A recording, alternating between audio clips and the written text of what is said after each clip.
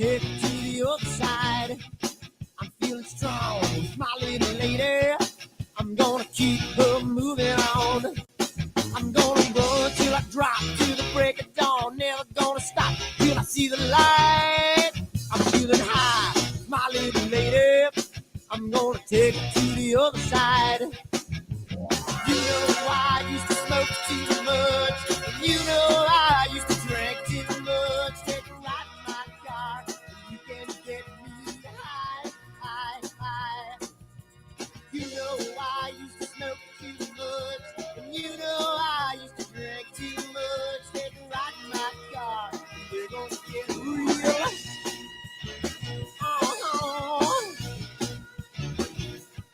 I'm feeling good, my little lady. She's gonna take me to the other side. I'm feeling nice, my little lady. She's gonna keep me moving on. I'm gonna run till I drop to the break of dawn. Never gonna stop, she's gonna treat me right. I'm feeling good, my little lady. She's gonna take me to the other side.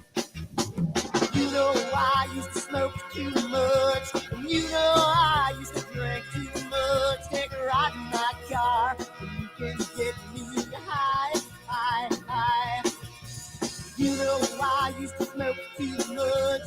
And you know I used to drink too much. Take a ride in my car. And we're gonna get real. Come on, baby. Let's take a ride. I don't know where we're gonna go, but first, let's dance.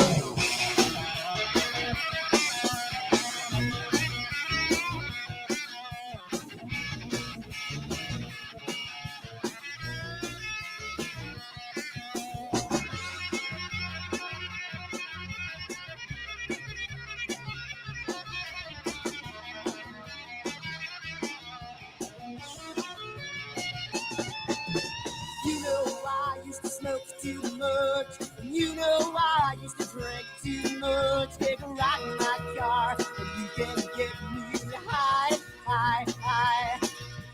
You know I used to smoke too much. And you know I used to drink too much. Take a ride in my car, and we're gonna get real. Oh.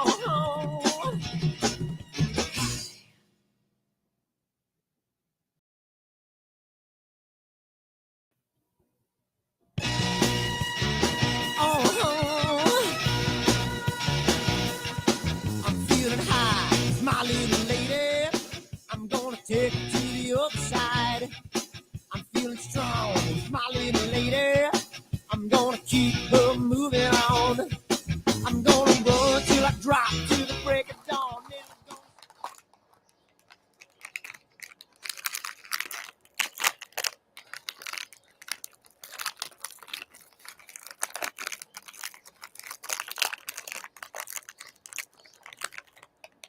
Giottos are so good.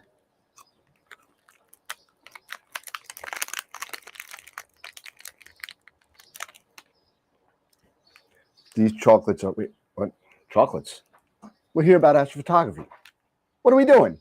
Wrong video. Whoops.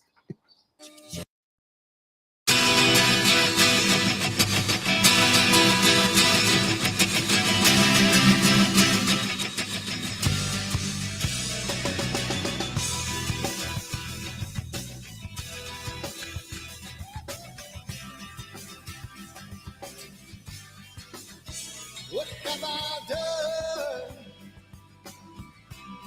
Ooh, what have you seen? Early at night, got in the fight, in the candlelight, looking through the screen. Now what have I done? What have you seen? You know there's no future in love when a person has come in between. Jamie's gone, Jamie's gone. Can't love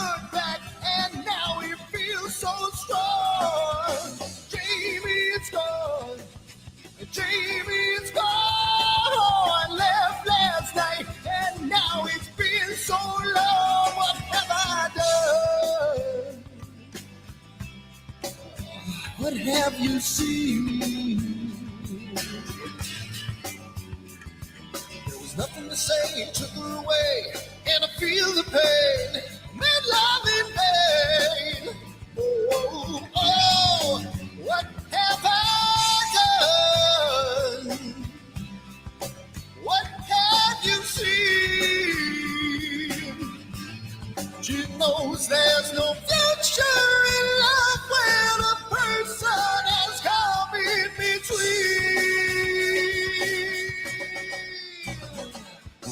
Jamie's gone, Jamie's gone. Can't look back, and now he feels so strong. Jamie's gone, Jamie's gone. Left last night, and now it seems so long. Ooh.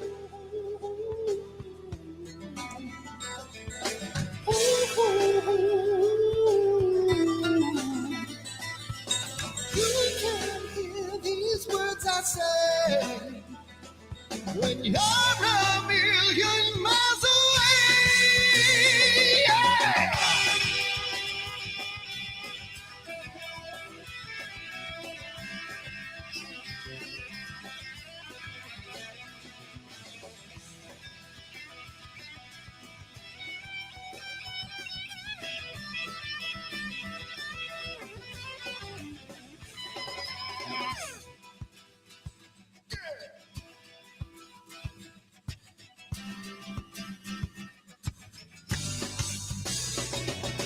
Jamie's gone, Jamie's gone. Can't look back, and now he feels so strong. Jamie's gone, Jamie's gone. Left last night, and now it seems so long. Jamie, come on, Jamie, yeah.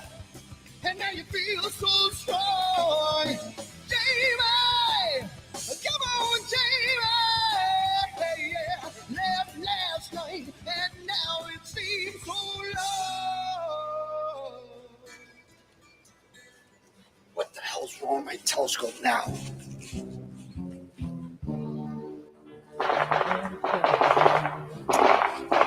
What's wrong with this thing?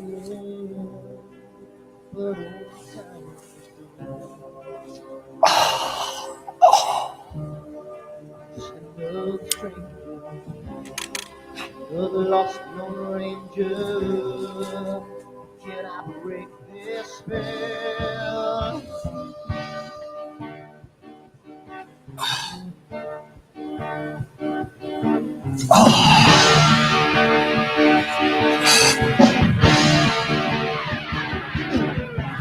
Do one thing right, do I make you do things wrong? If I want that fine line, I will always take it wrong. If I don't do the left, I can hear from the right. I sleep all day long, and I'm breathing through the night.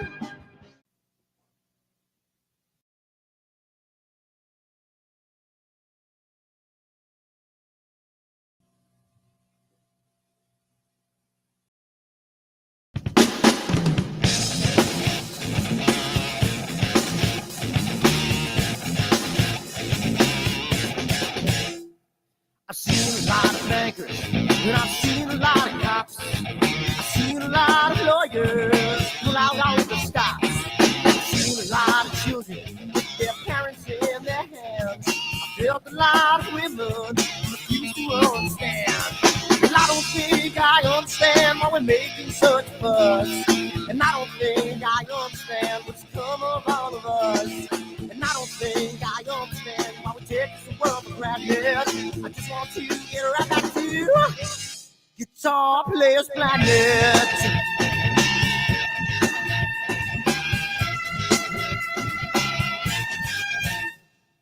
You see it in the papers, you read it every day. The riots and the fires going on in South LA.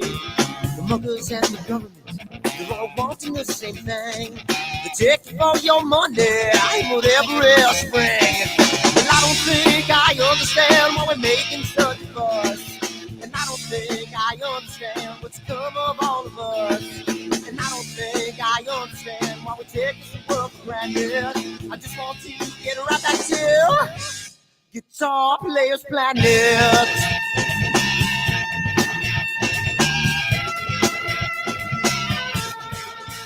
Take me.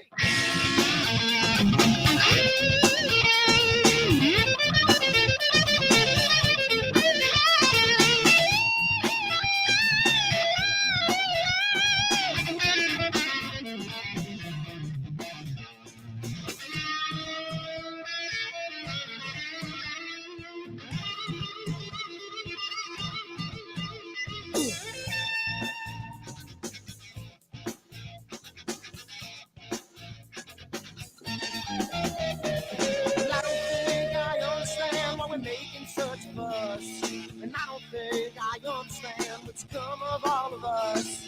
And I don't think I understand why we take this world for granted.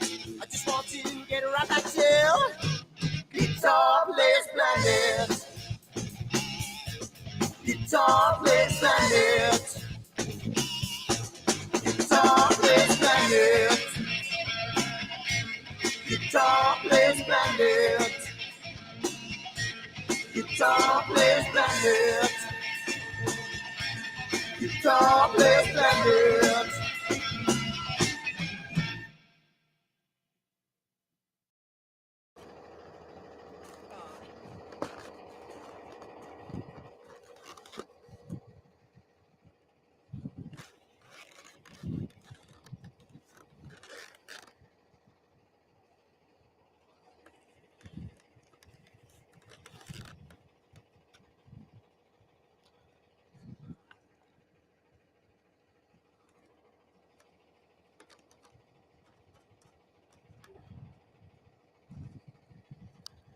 It's gotta mean something.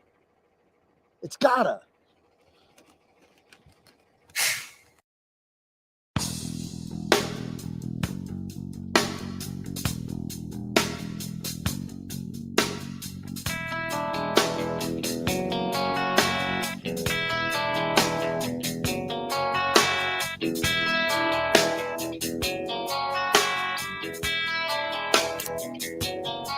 All right.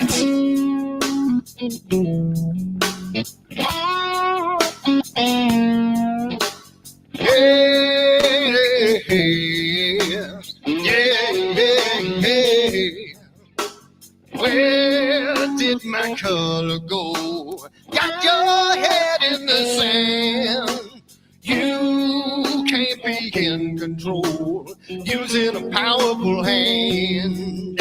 I wanna be you, I wanna see you. Don't taste the kisses of hate. Don't try to tell me, don't try to sell me, don't try to say it's too late. You're gonna push me to the edge, back me in a corner, making me stand in your shoes. Push me to the edge, hide a little color, it's black and white and blue. Black and white and blue, yeah. All right.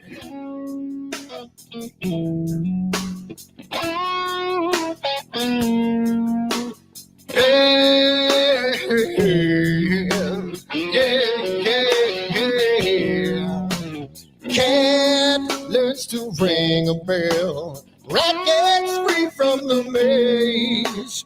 We can be taught to love. We've got to learn to wait.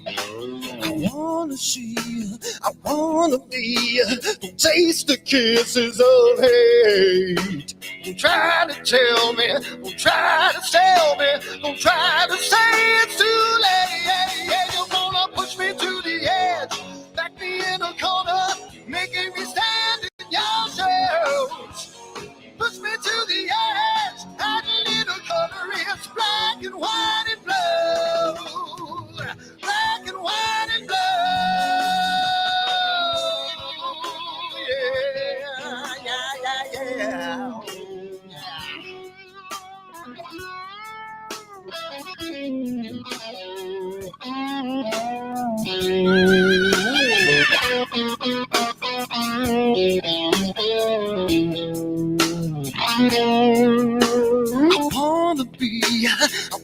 see.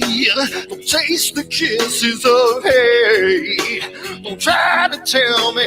Don't try to sell me. Don't try to say it's too late, late, late. Push me to the edge, back me in a corner, making me stand in your shoes. Push me to the edge, hide a little color. It's black and white and blue. Yeah, black and white and blue.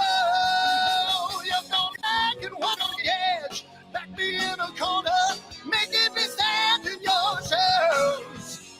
Push me to the edge, hide a little color. It's black and white and blue. Black and white and blue.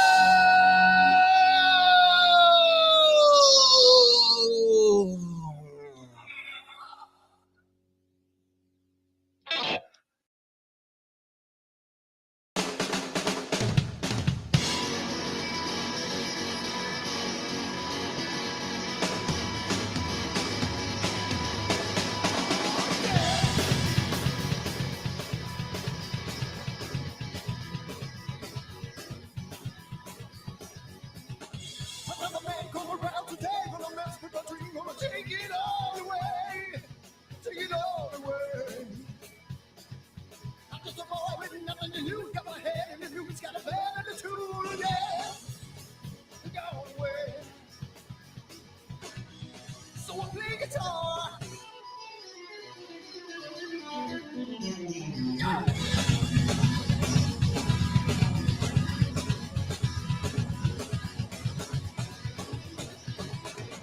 Another woman come around today, she wanna slice up my pie, she's gonna try to lock me all the way. Lock me all the way. I'm just a boy with nothing to lose, got my head in the news, got my bad attitude, yeah.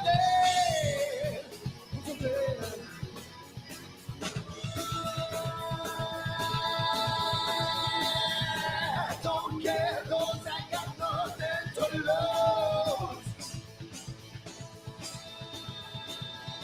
I don't care, 'cause I won't let them bring me down.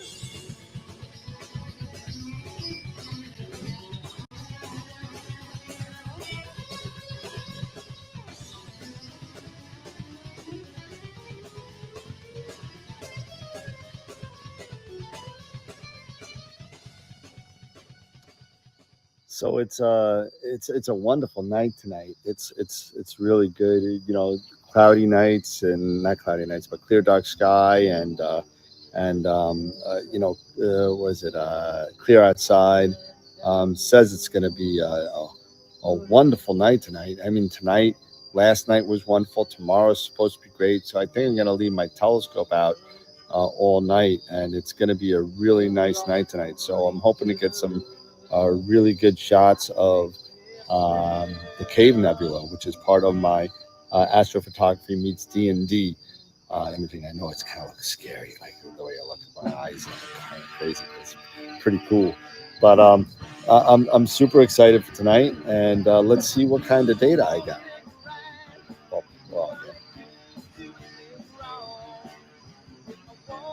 Dirty. I swear to God, these clouds are just pissing me the off. I don't understand. I don't listen to these things anymore. I can't take it. New York, you suck. And you know what? I'm so done with all this. My telescope's out here chilling out, and all I got is freaking clouds and PhD beeping at me till no goddamn end. Unbelievable. What am I gonna do? I need to move. I'm so finished with this. I hate this.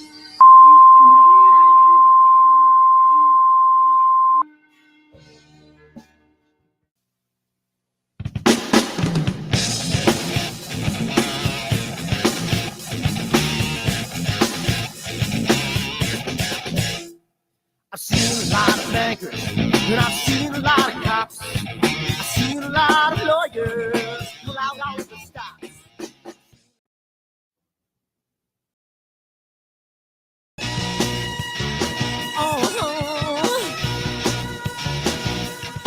I'm feeling high, my little lady.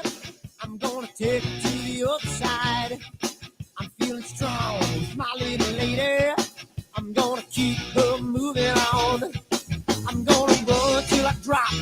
break of dawn. Never gonna stop till I see the light. I'm feeling high, my little lady. I'm gonna take it to the other side. You know I used to smoke too much. You know I used to drink too much. Take a ride in my car. You can get me high, high, high. You know I used to smoke too much. And you know I used to drink too much. Take a ride in my car. We're gonna get real. Oh, I'm feeling good, my little lady.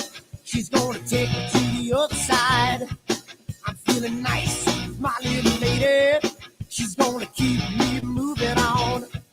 I'm gonna run till I drop to the break of dawn. Never gonna stop, she's gonna treat me right.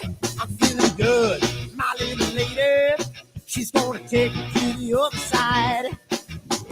You know I used to smoke too much. And you know I used to drink too much. Take a ride in my car. And you can get me high, high, high. You know I used to smoke too much. And you know I used to drink too much. Take a ride in my car. And we're gonna get real. Come on, baby. Let's take a ride. I don't know where we're gonna go. But first, let's dance.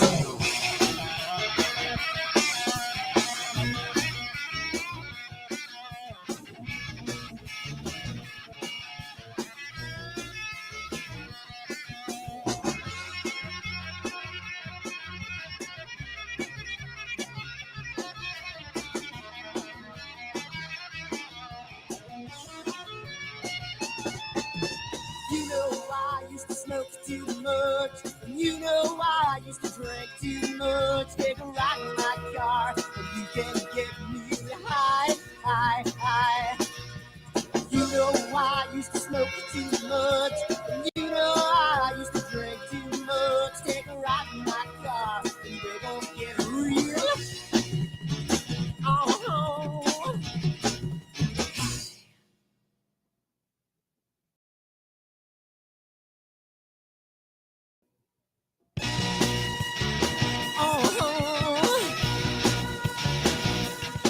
I'm feeling high, my little lady. I'm gonna take it to the other side. I'm feeling strong, my little lady. I'm gonna keep her moving on. I'm gonna run till I drop to the break of dawn. Never gonna...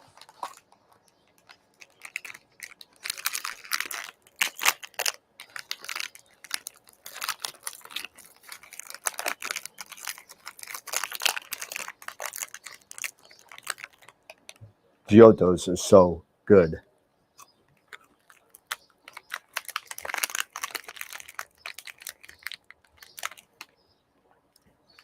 These chocolates are what? Chocolates? We're here about astrophotography. What are we doing? Wrong video. Whoops.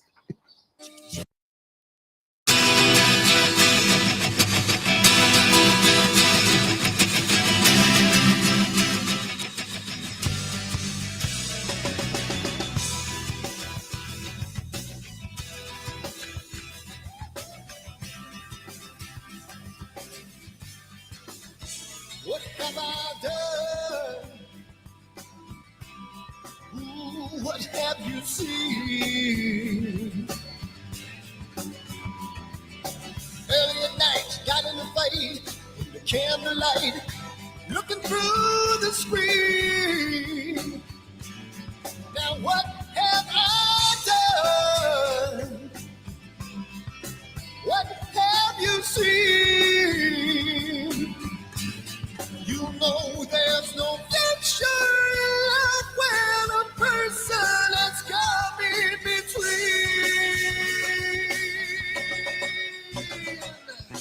Jamie's gone.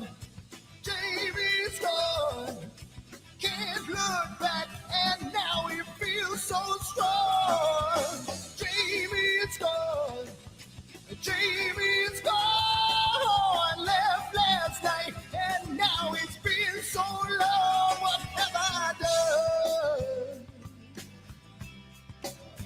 What have you seen? There was nothing to say, took her away, and I feel the pain, made love in pain. Oh, oh, oh, what have I done? What have you seen? She knows there's no future in love when a person has come in between.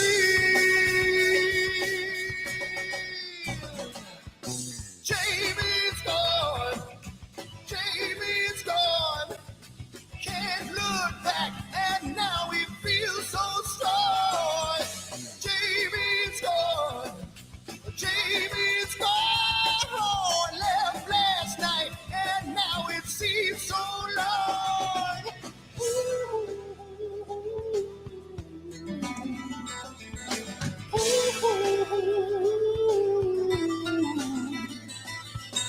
You can hear these words I say when you're a million miles away. Yeah.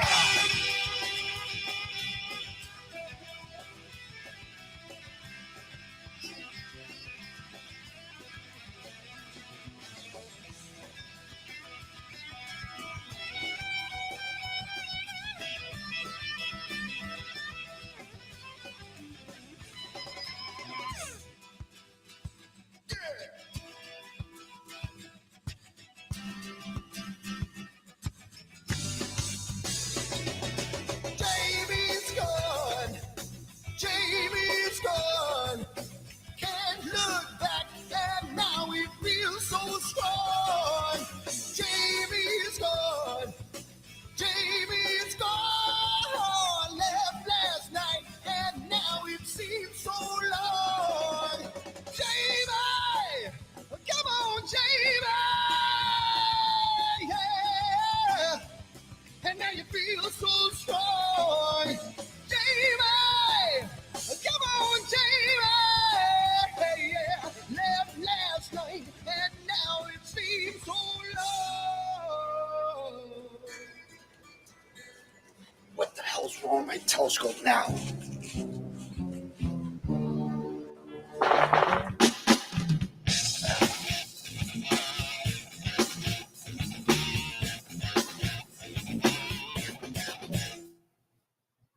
Hey, are we here? Are we here? Are we here? Are we talking? I think we're talking. I think we're talking. We're here. We're here. Good. We're here. We be What's up, here. everybody? My fault, everybody. My fault. I was late. Oh my God. You got market dogs. Those are mine. Not mine. Oh, what? We come online finally 10 minutes late and everybody leaves. Look at that.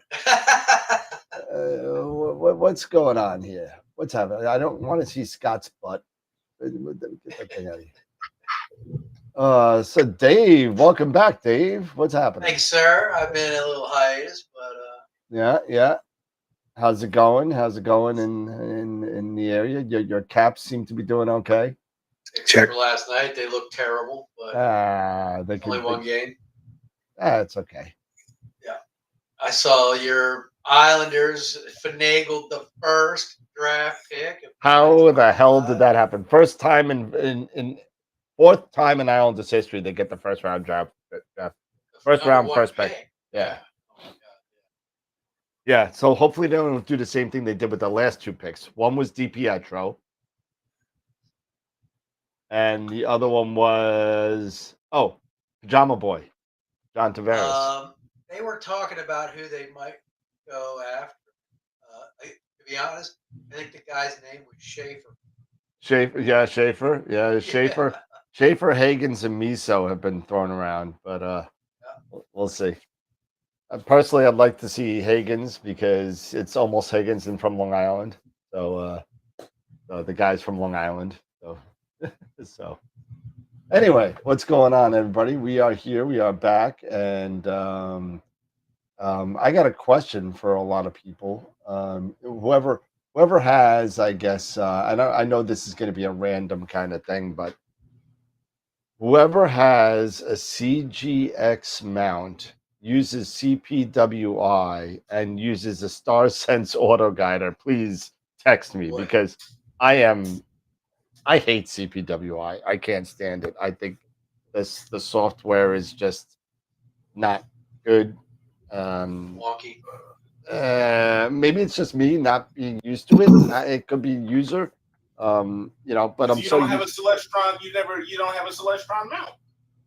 No, but I've had experience with with CGXs before and stuff like that. It's just and I know CPWI from dealing with building other people's rigs and stuff like that.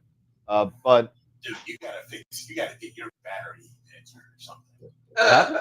oh god, what the battery? freak? Your battery or something, dude. Not a battery. Something rebooted. It's not the battery. For whatever reason, this camera itself does not like holding settings, and it automatically goes to demo mode, which is annoying as well. Annoying. It goes on power save automatically, and I don't understand. It doesn't save. I'm just gonna get a new camera. Screw it. It's time for a new camera anyway. Oh, demo mode is off. Okay. Just get a webcam. You know what? I have one. It's right here, but I just haven't. I don't know. I'll get another one. Anyway, what's going on, people? So you talked about CPWI. Yeah, I'm dealing with a gentleman that I'm trying to help, and I'm trying to get him to use Nina, right, with CPWI and the Starsense Autoguider, right? I mean, it's the Starsense Autoguider looks great. So from what I've learned from it, and with Nina, you got to turn this off. But I mean, that's something else. I got to take this out and turn my ear. Sorry. So with CPWI, and you have the Starsense Autoguider, basically it does the plate solve and the tracking all in one camera. So it's pretty kind of cool. So, and it hooks directly into the mount, where you don't. You got to use direct guide, even though you're using PhD as a monitor. You got to use direct guider to kind of use it. And I still haven't gotten there yet, but when you got to make sure, number one, when you're using the Starsense Autoguider, you have to recalibrate. Because it's good when you're using it visually, because it's kind of weird. Because what happens is, the Starsense Autoguider does a plate solve and puts it in the center of the chip of the autoguider. You know what I mean? That's not necessarily your imaging chip. Correct. So there's unless you have it perfectly aligned. Right. So you gotta let it do its thing and center it, and then calibrate it to your imaging camera, so that they're both the same, just like you would do with a viewfinder. Yep. Right. Exactly. But what it does is, and it was I didn't know this till later. So there's something called precise alignment in the Starsense. And if you're using Nina, this is the funny thing. This is what happens. Even if you're calibrated right, doesn't matter. If you have precise alignment on, it's always going to go default to the autoguider, right? So what it does is, it'll get it. Nina will plate off. It'll be in the center, and then the Starsense will move it to where it's in the center of the camera, no matter what. So you got to have that turned off. Every other picture streaks, because it kept on moving it back to where it thinks it's supposed to. Of the guide camera. Yeah, exactly. So you got to turn off that precise alignment. If you do that, then it won't move. It'll go and it'll default to whatever your program is, whether that be SGP, whether that be Nina, whatever. But the Star Guider won't work with PhD2. So so there's you could run it through the PhD server, but it doesn't run it through a PhD program on Nina. It runs it through the direct guider driver on Nina because you're not USB into the camera. You're like 6-pin into the mount. Gotcha. Okay, so it doesn't do this. So it doesn't do pulse guiding. It does like a direct guide or something. It's a direct guide. Yeah, it's a direct guide. So I'm still playing with it. I'm not 100% sure how it works. So I just started with it last night with this guy, and it was interesting because it was out of control. It's like, don't mess with my. I said, but I didn't know that, once it slews, the hand controller kind of takes over and just runs the guider, and that's it. It runs everything. The guider runs on its own. It's all self-contained. Gotcha. So I'm assuming that there's a pulse guide to the motors. You know what I mean? But we'll have to see. But Yeah. Joe Sardina, what's up, buddy? Haven't seen you in a while. Hello, Newman. Jerry, how you doing? Welcome back. Stephanie Duke, how's it going? Let's see. I see Wilfredo. I see Matt, Chris, Kevin. How's it going? ICXT9, what's up, buddy? But that's where I'm at with if anybody has any pointers on how to run CPWI with the Autoguider and Nina, please hit me up because it's definitely been a challenge, and it's even been a bigger challenge because I did not figure this out until later on, but he was using a Uranus C on an 11-inch Schmidt. So it was really tough I was trying going to to ask find. you what's he got on top of the mount. Yeah, he's got an 11-inch edge, and it was really tough to get plate solid with that small chip and that small focal length. It was almost impossible. Yeah. But Let's go. OAG PhD2. what was that, guys? Sorry, you were talking over each other. I said OAG and PhD2. Let's try that again. OAG and PhD2, he said. That's what I said. Yeah. Yeah, in other words, get rid of the Starsense. That is not in the cards. Not in the cards. Okay. The only advice I got. I normally with that focal length, I would agree with you. I would agree with you. I think the Starsense Autoguider works a lot better with shorter focal lengths because I mean the focal length of that is, I don't even know, it can't be much. It's this big. But it is one of those things that's made to work with those mounts. So I mean, I'm still not 100% sure on the whole thing with that, but iPoint steered me away from the AVX to. Oh yeah, there is no contest between the AVX and the EQ6R. It's like a Toyota and a Mercedes. I mean, it's like It's like a Kia and a Mercedes. All right, fine. Kia. Toyotas are at least decent. I guess. Kia. Let's see. Is there anything worse? How about a rabbit? A rabbit. Yeah. A Chevette. How about a Yugo? Yugo. There you go. Yugo. Yeah. So yeah. If it is what it is, then yeah, you just got to figure out doing the best you can. Yeah, and Rich, yeah, you're right. I watched a bunch of his videos, Heavenly Backyard.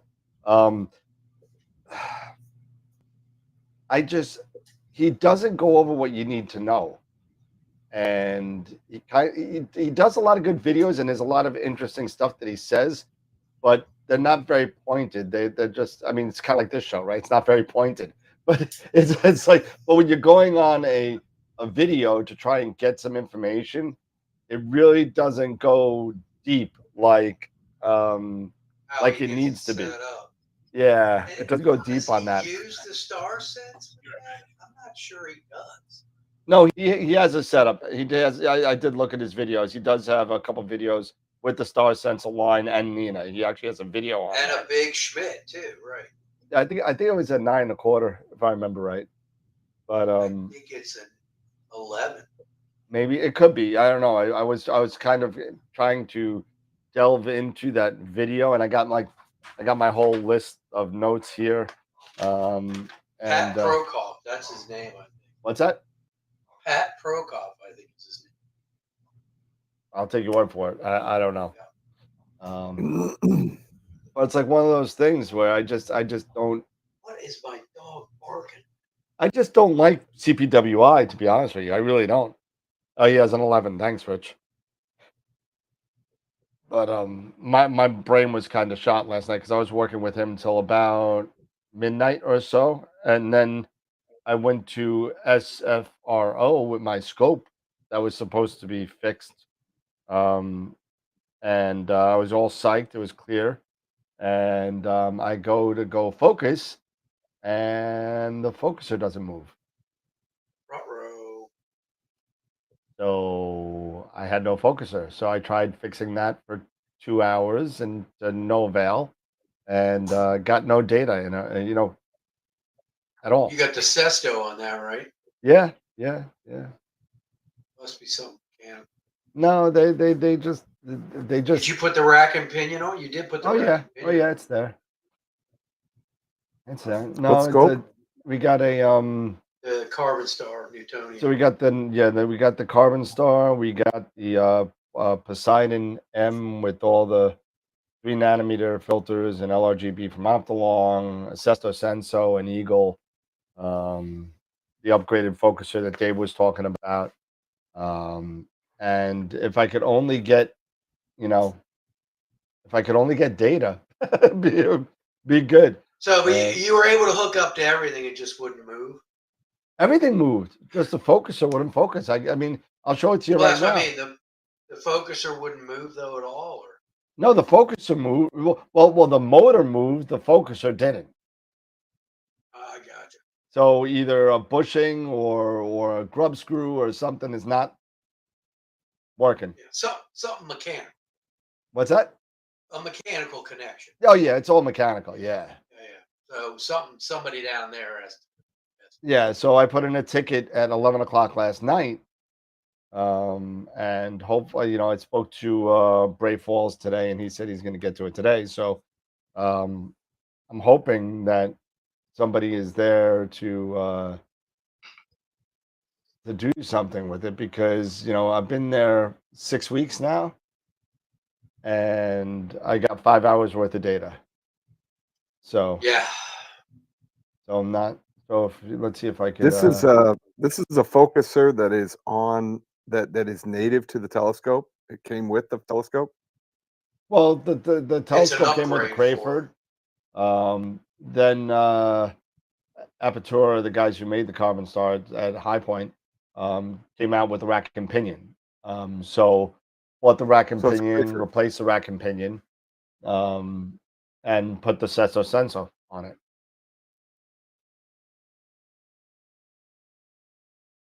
So it worked fine in New York. You say it racks in and out. Oh yeah. No, it doesn't. The focuser apparently moves, but it's not. No, the focus motor turns, but the focuser does not rack out. So there's grub screws like an EAF kind of. There's grub screws on there, and there's a bushing. So the bushing's probably turning, but the grub screws aren't on the pinion on the focuser. Engaged. Yeah, and then I can tell you the focuser pinion, the shaft for that is real tiny.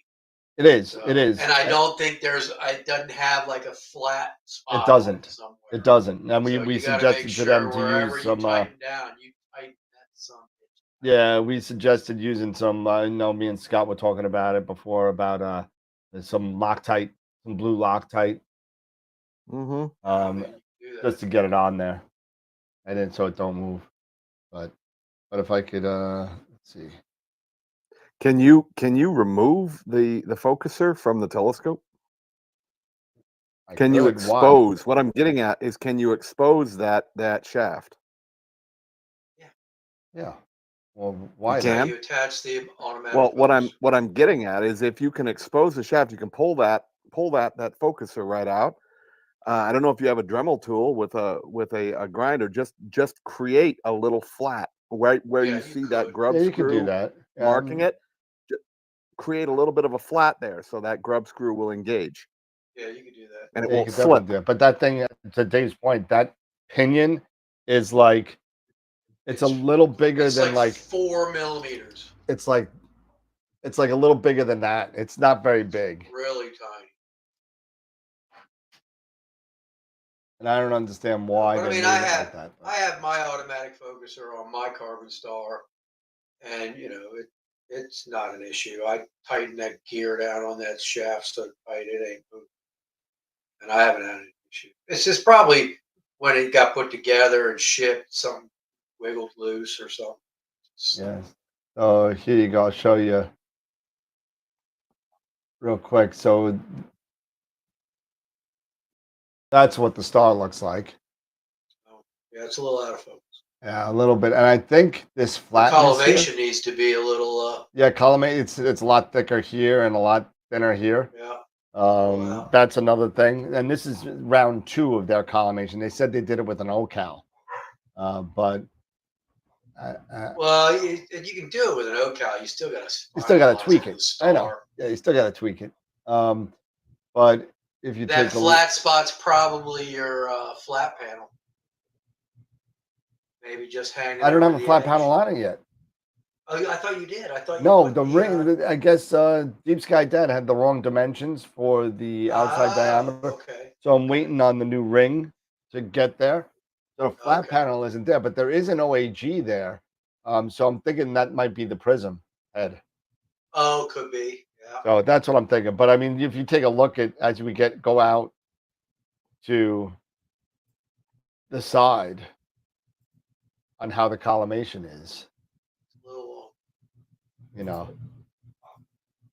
but even now, so let's see. I don't even know if they did anything. If I connect the focuser, right? Because you look on the right-hand side of that image, and the collimation is on the other side, or the error is pointed, to the other side. You see that? Oh yeah. Yep. So, are you sure about your back focus? That could be back focus. I'd have to see a star. I'd have to see a star field to kind of see that. But am I 100% sure? No, but it was set up. It was set up right. I mean, the millimeters are set up right. That I know because I didn't have this problem in New York when I tested it. Okay. So, well, but it might be something with the secondary. it could be. It could be. Absolutely. But what am I doing here? So if I do equipment and camera's on, focus is on, why does it say it's moving?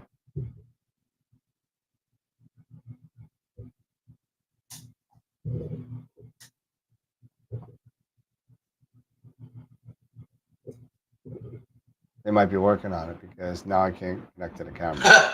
They're fixing it as we speak. I can tell you right now. Let's see. Yeah, you get your camera.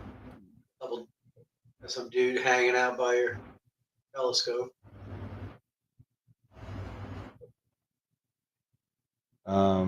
They took off the Pure camera too because the Pure camera's not there. Whoops! So they're working on it. They probably got it all. Well, but your focuser connected, so not everything's unplugged. Let's see.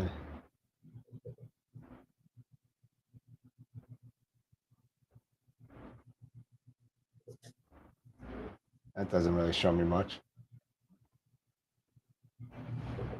Huh. They might be working on it right now. I don't know because my Pure camera is not there. It's not there.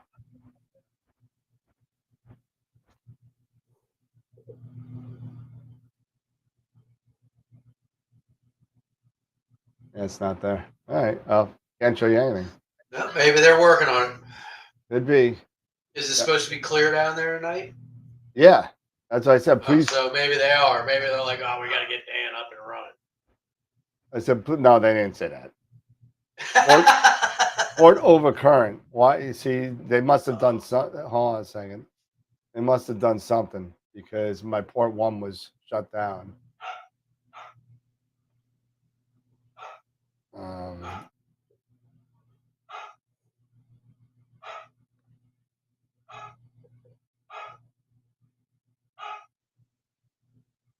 Now the Poseidon's gone. Reboot. Yep. Well, I'm not going to reboot if they're working on it. What I mean. Yeah. So I'll just let it go. Now that's fine. We can move on.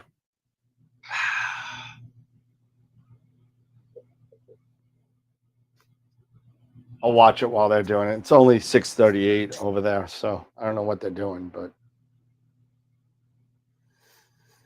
Are they on Mountain Time? Or are they on Central? well, it's Texas, so it's Central, 1 hour. Central. So it's okay. So it's I got to turn Eric up a little bit. Eric, you've been all quiet. Yeah, man. I've just been listening. Yeah, well, so that's what's going on in my land. So other than that, we got some offers on the house, and you know. Yeah, I started working on. I was working on a video. I tell you, getting started with a video is fun. It's the editing that is just my God. All the work. So, that's all the work. So what I was going to do was do a video on the pier plate, the misalignment, and all that stuff. So I did all that, and I did that this weekend. It's just like Can't all fix right. stupid. No, you can't. No. What is that on your chest under that? What is that?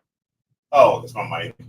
Oh, okay. All right. It's this fuzzy thing floating around. Yeah, it's the mic. Because everybody keeps complaining about wind noise. I still hear it. Huh? It's still there. Still there? Oh yeah. You're in a turbine. What the hell? Your decibels without you talking is almost 20. So. Jeez. So anyway,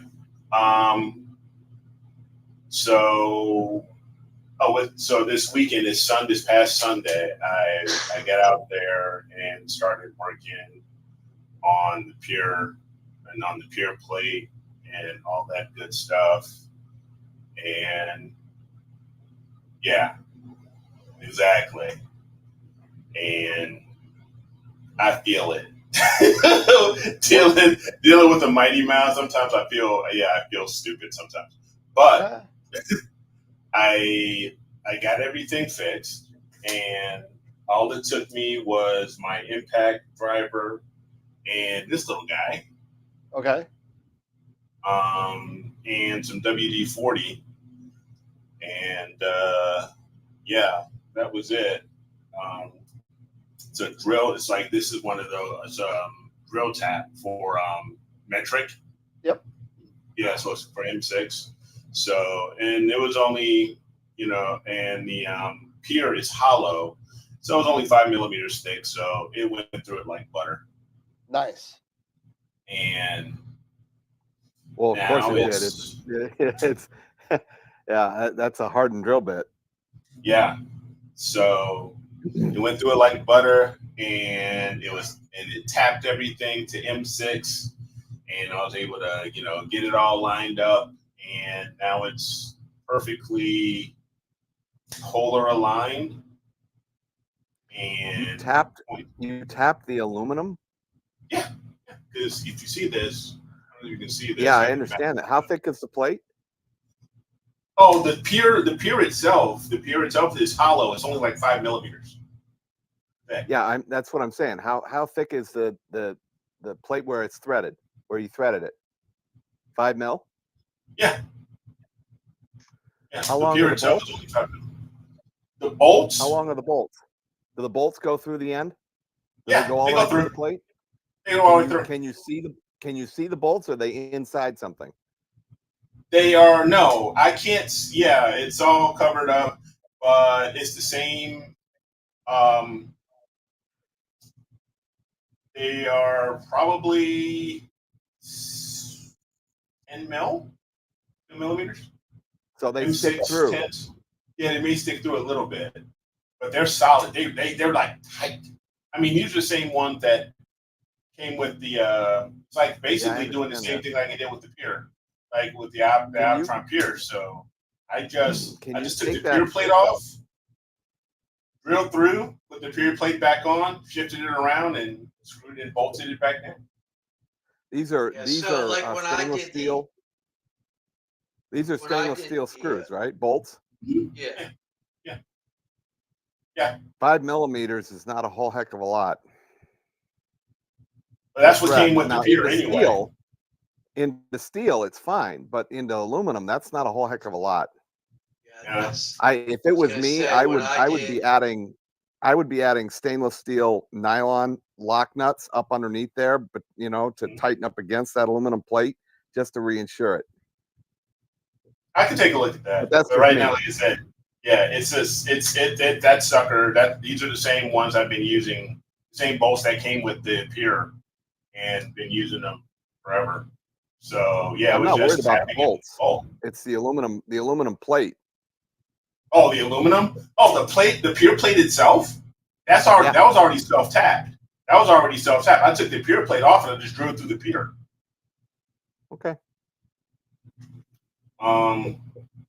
So yeah, and so I did that, got it all done. That's all set, and organizing mattress stuff. It's a 5 cats.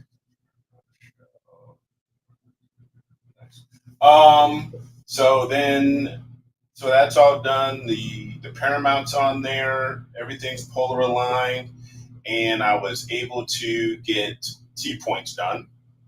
Okay. So I got the T-points done. I got about a little over 200, maybe 250, something like that. Let's take a quick look here, and yeah,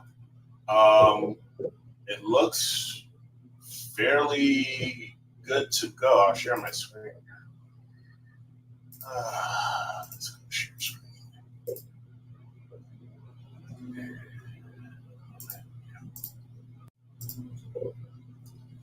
So let's go T-point mod.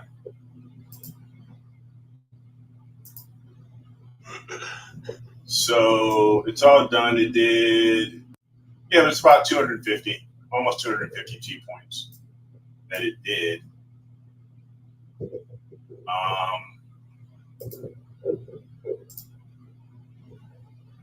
Yeah, polar alignment. Everything looks good. Azimuth is good. And elevation's good. So everything is set as far as polar alignment.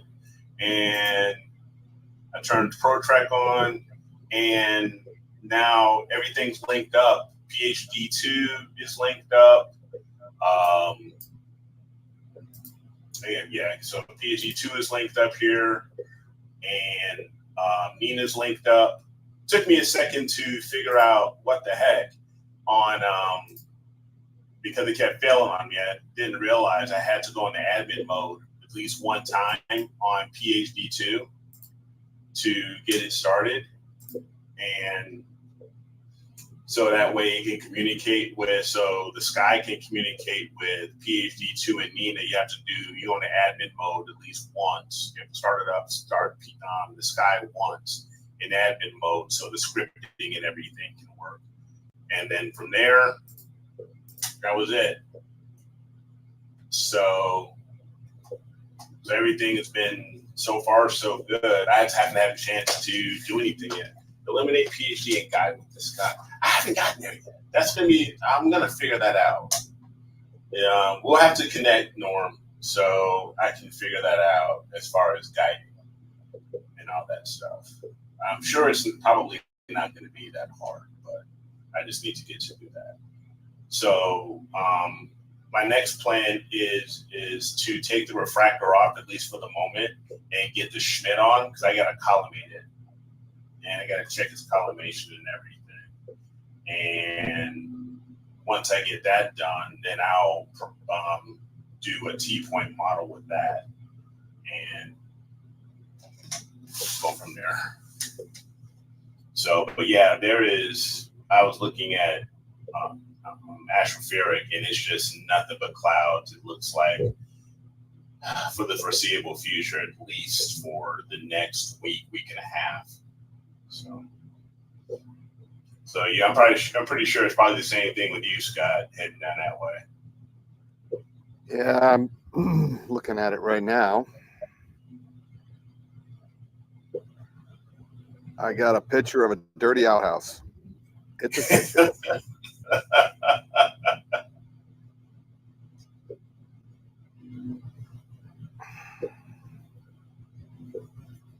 Can't believe this. Yeah. So they said they fixed everything, and now 2 of my cameras aren't plugged in. So you just gotta let them know. Hey, the cameras aren't plugged in. Something. I don't understand what they did, because they also tripped one of the power wires in the Eagle. I had to turn it back on.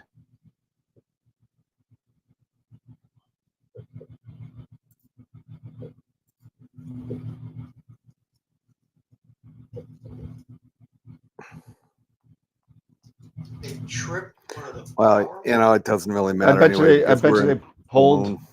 a USB cable out for the camera that was for the Poseidon, and it tripped it tripped the power for it. But it's not being shown in Windows now. Oh boy. I just sent them another ticket. Like, I'm sure they'll figure it out. I mean, this has been a constant thing over the past 2 weeks. I mean, they say they fix something, and then they don't test it to the point and make sure everything's working before they leave. At least that's my experience right now. I mean,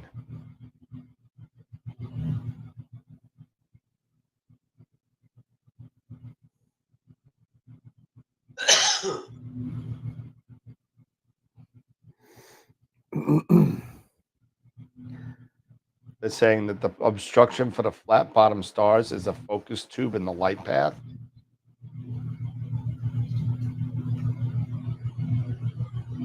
They're saying your focus tube is the focus tube. Really? That's what they're saying. There should be a terminal stop for that, so that it You would can't get think, down into the right? Yeah. Unless somebody has loosened up something there and it's going beyond the limit. Oh, not sure.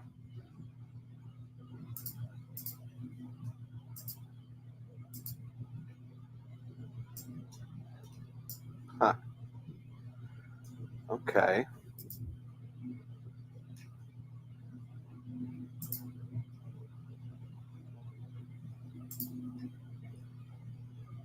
I don't know. Sorry, guys. It's all good. I'm a little frustrated right now.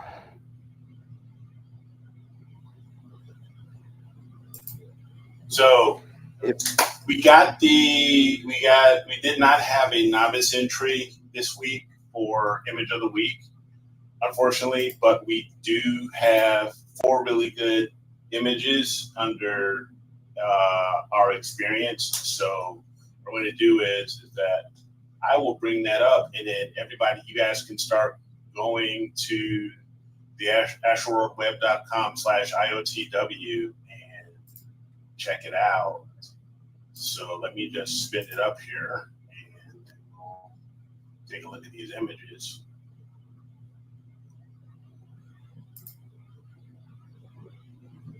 Okay, so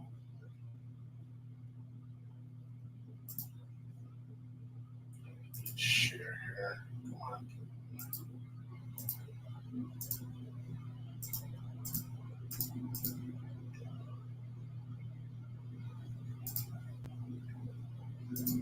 All right, so image of the week for this week. So yes, last week's Abel 85 collaboration was the experienced winner, as well as Joe's Leo triplet for the novice.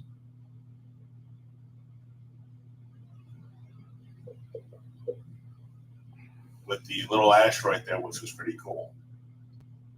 And for our experience bracket, we have Mitchell Jupiter with his 18-inch home-built Newtonian.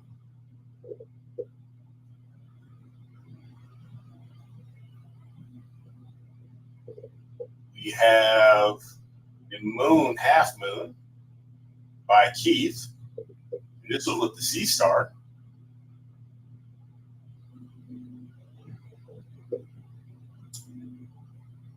We have Dr. Meyer, Greg's Sharpless 311 from his Esprit 120. And last but not least, we have Wilfredo's M106 from his ZWO 130. So we've got 19 votes so far. So don't forget to get out there and go to the website, AstroWorldWeb.com/IOTW and vote.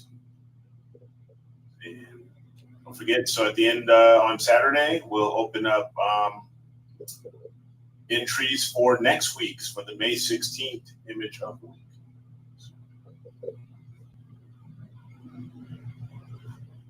Sweet. Cool.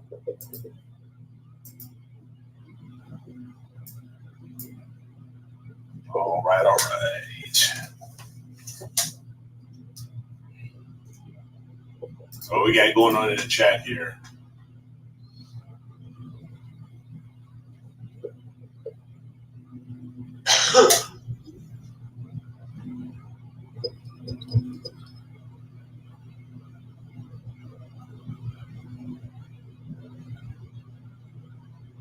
Well, Kevin, you know, whenever, that would be very cool to find out as if I don't have to guide. That would be very cool as soon as I can do that.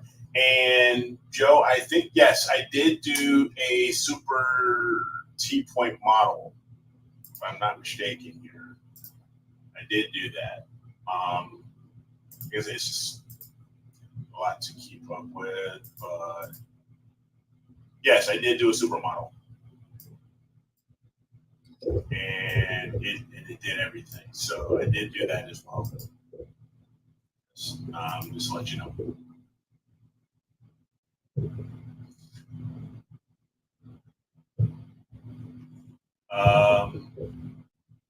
So no, let's see. Yeah, there were some really, really cool pictures this week. So like I said, get out here and vote. Check everything out. Check it out. Check it out. Check it out. Check it out. So yeah, it's got a C8 HD for imaging, besides it being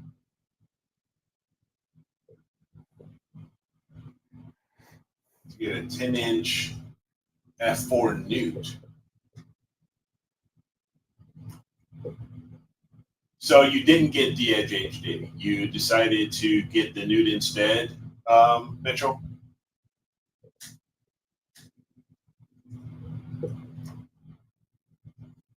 Now, I was actually thinking about getting, because we talked a little bit about me getting, because I got to calibrate my Edge 8, about getting the OCal, the version 3. have you heard anything up or down as far as how well it does with Schmidt's? Because my 2.0 OCal always seems a bit off. Yeah, so the 3, they did a couple of better things with it. You got better resolution, you got better sensitivity, you got a better chip, and you got better software. Okay. Not saying that the OCal 3 doesn't really, like we were just talking about, it still needs a star tweak. You know, but you know, nothing does collimation better than a star test, in my opinion. You know, I don't care if you got the, you know, $650 Hotech laser collimator or not. But even with that, I think you need a tweak of the stars. But you always got to verify it. Yeah. You always got to verify. I'm actually thinking about, instead of using the OCal and going with the OCal, is just, I'm very curious to try to use MetaGuide. I've heard it's quite good at what it does for a free software, that it does very good. Hell yeah. Collimation of a Schmidt. I just watched a video on it just I think yesterday or 2 days ago maybe, and that hyper tunes that collimation like nobody's business. I mean, it's that software is the MetaGuide software. Yeah. For it to be free, Mitchell says MetaGuide sucks. I have never tried it, to be honest with you. I've never tried MetaGuide. I am happy with my PhD 2, and I don't want to try anything else, to be honest with you. I struggle enough with PhD 2 at times, and you know, I just attribute it to I got bad seeing. You know, I know there's another thing. I know it's for I believe it's for MetaGuide. You can MetaGuide. I'm talking about is just I'm using it just thinking about using it for collimation. Yeah, I was just thinking for collimation. Yeah. Because it uses that, you know, that the software, it puts that little red dot so that it tries to keep that red dot right in the middle of that star. You know, and it allows you to hyper tune it. Yeah. And now, one thing that I was watching, I mean, I don't know if we watched the same video, Scott. You said this gentleman was saying use a red filter. Yeah, I've heard that. He did. It. He said it works better that way. Yeah, it shrinks down the star a little bit to make the point a little closer. So. Yeah. So you just pointed at a bright star, you know. So you're still pointing at a bright star, but yeah, you point at a bright star. Use the red filter, and yeah, you just put that red dot on there. So, but. I mean, to each their own. I mean, it's just personal preferences and stuff like that. Because this guy, he started out, he used his imaging camera to start out with and got it collimated that way. He said for most people, that's just fine. But if you really, really want to get deep, then get a planetary cam. Yep, and use a Barlow, put that in there, get that back in there, and then still use that red filter, and then you really fine tune it. Yeah. Yep. There it is.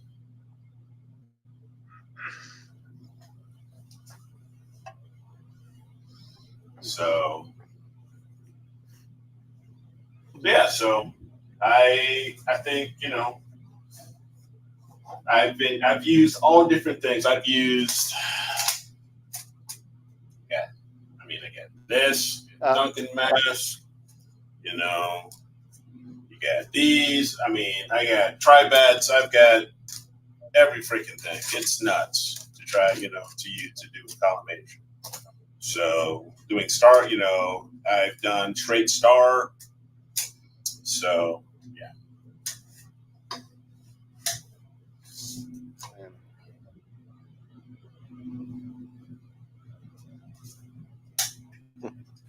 So with that 8, I'm just going to give it a shot with this 8, and I'm probably going to try the 585 with it, with the Edge 8, and see how that goes. Yeah, Mitchell, let me know how it does, because that's what I'm actually thinking of doing myself, is trying the 585 on galaxies and seeing how it does. Your star spread is big. Still nothing, Dan? No, nothing. And the roof is open, and I don't know. That's a set now. Yeah, it's still going to be pretty light there in Texas. It's only 8 o'clock. Yeah, but still.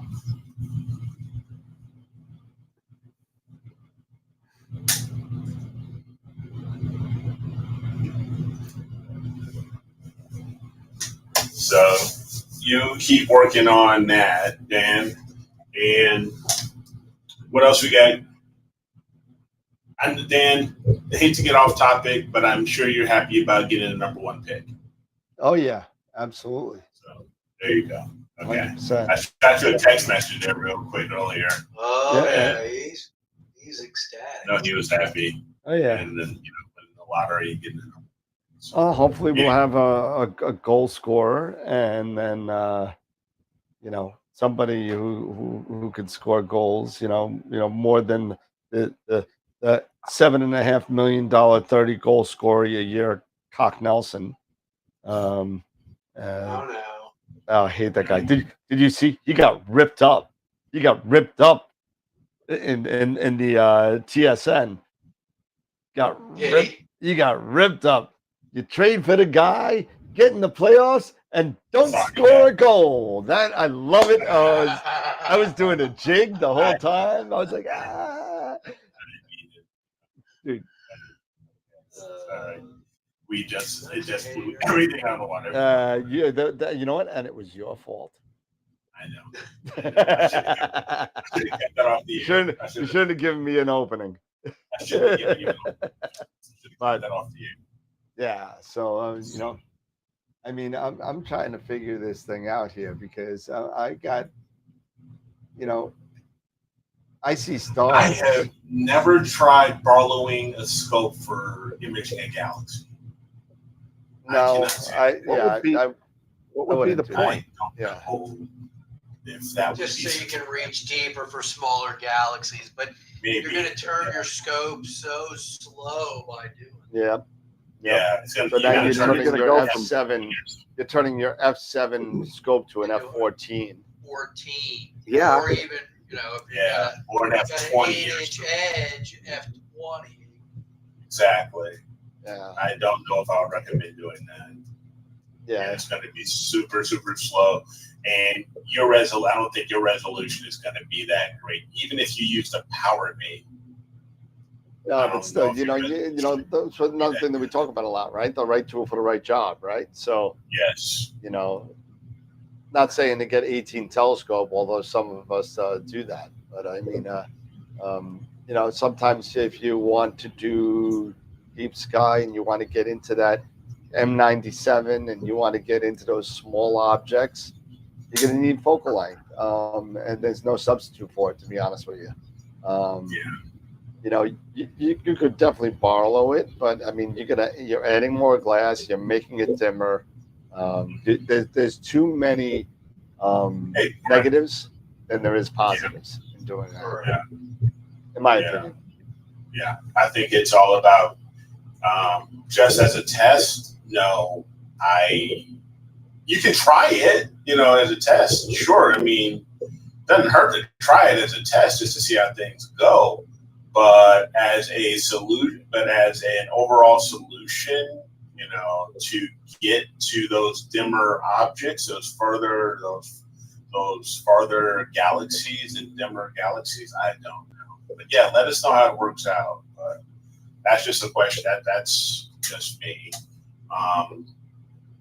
And I'm sure the other guys will agree. It's probably overall not going to be the best solution for you. Well, and well, C14 F11, that's native. Native for C14 is F11. Is it not, Scott? Yeah, but that's 3910, in focal, in focal length. I mean, so I mean, you're going way in at almost 4,000 millimeter. Yeah, Yeah. So and that's not easy. I mean, either. you're not gonna see much in for nebulas or things like that unless they're far distant. But anything up in the Sagittarius arm, nah. I reduced down to f7, and it's still at 2737 millimeter, and that's got plenty of reach. Yeah. I'm still thinking about at some point getting a C11, because the C11 at f10 it's at what, just over 2800 focal length, I believe. So it's almost basically at f7 of what a C14 would be. Right. So yeah. But I mean, even reducing it down, you're still just shy of 2,000. Yeah. That's still a whole hell of a lot of reach. Yeah, it is. It is, absolutely. I'd love to see those, Mitchell. If you want to drop them in the critique folder, let us know. Let us know. You put it on Discord or something. But drop it, because I'd love to see those pillars. How about a Hyperstar, you mean, on the C14? I mean, Scott will tell you right there. He's the man who got it. Yeah. Well, and there's a couple of questions there. I can't read his name. Oh, Asphere59. Yeah. Says, how well does your RST 300 track? I haven't had, any problems. Now, the OAG, as long as I can get a good star, on the OAG, depending on the target, but if I can't get good stars in that OAG, I got to go to the William Optics. I got to go to the guide star, and then it tracks fine. I mean, I was capturing data. Well, I finished my data set for LRGB just the other night, so I was averaging probably around 0.3,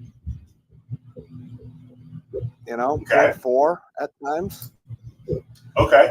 But the other thing that you want to do in PhD2 is to set the PEC. So you want to set the guiding from what the hell's the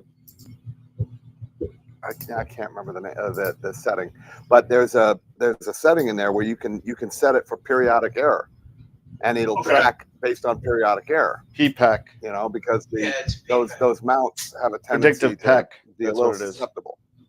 Say, I'm sorry, Dan. Predictive PEC. Yeah, the PEC, exactly. But it's in a particular drop-down setting. Yeah, it's in PPEC. PhD2 in the Called advanced. PPEC. PEC in it's in the algorithms. Yep. Yeah, it's in the algorithm section. Yeah, and you just select PEC and guide with that, and that seems to do well. And on that guide star, man, I've seen it go as low as 0.2. Really? So, and that's a great scope. That William Optics. I mean, if you're looking for a good guide scope, definitely check out that William Optics. That Guide Star 61 is a piece of work. That's a great scope. Okay. And pair it with the 290. And it's fabulous. Okay. But I mean, the track. Is it a helical focuser, or is it a ring, or is it an R, or is it a? The scope itself, the focus system, it pulls out, and then you can adjust it, helical. Okay. Yeah, it's very easy to get, close to focus, and you don't have to be perfect pinpoint focus for that anyway. Right. It's not image quality as long as it can stay tracked on a star. And I mean, even having a star just a little bit bloated, who cares? It's just tracking.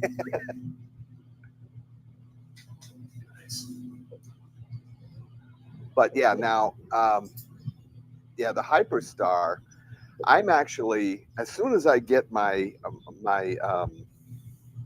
narrowband data, which I was struggling last night. I had my HA filter in, and I could, for the life of me, could not get an autofocus for him, you know, to focus. It wasn't the filter or the telescope. It was the seeing and the clouds, the high clouds that were rolling. I was just fighting with it all. I finally said, hang it all and tail with this. I said, I'm gonna have to wait until I can get some good seeing and good clear skies. But yeah, I just could not get it to focus at all last night. But the Hyperstar, as soon as I get my HA data for M51, I'm going to be switching over to that Hyperstar, and I'm going to do a full series video on it. I don't know if it's going to be or it's probably going to be at least a 2-part, maybe a 3-part video on the Hyperstar setup and image capturing, collimation, you know, of the Hyperstar, everything that has to go along with it. So, but yeah, it's a fabulous way to take that massive scope and reduce it under 1,000 millimeter focal length. Take it to 720 millimeter focal length at f1.9, f2 at the most. So it's stupid fast. I mean, f2 is just stupid. I mean, it's crazy. And what's the image circle on that Hyperstar like? Oh, yeah, Davey would ask me. I don't remember off the top of my head. It's probably got to be pretty big. Well, yeah, imaging at the front of the scope, yeah. But I mean, the image circle of the Hyperstar itself, it's probably big enough to support. Yeah, it's big. I use 2-inch filters in it, so. And I've got some really good filters. I got a quad band filter for it. I've got an NBZ filter for it, an IR cut, and I'm planning on using both cameras, both of the 2600s. So I'll use the mono for just luminance capture, and then you know, and the filters, you know, for using my filters and luminance, and I'm gonna use the one-shot color for color data.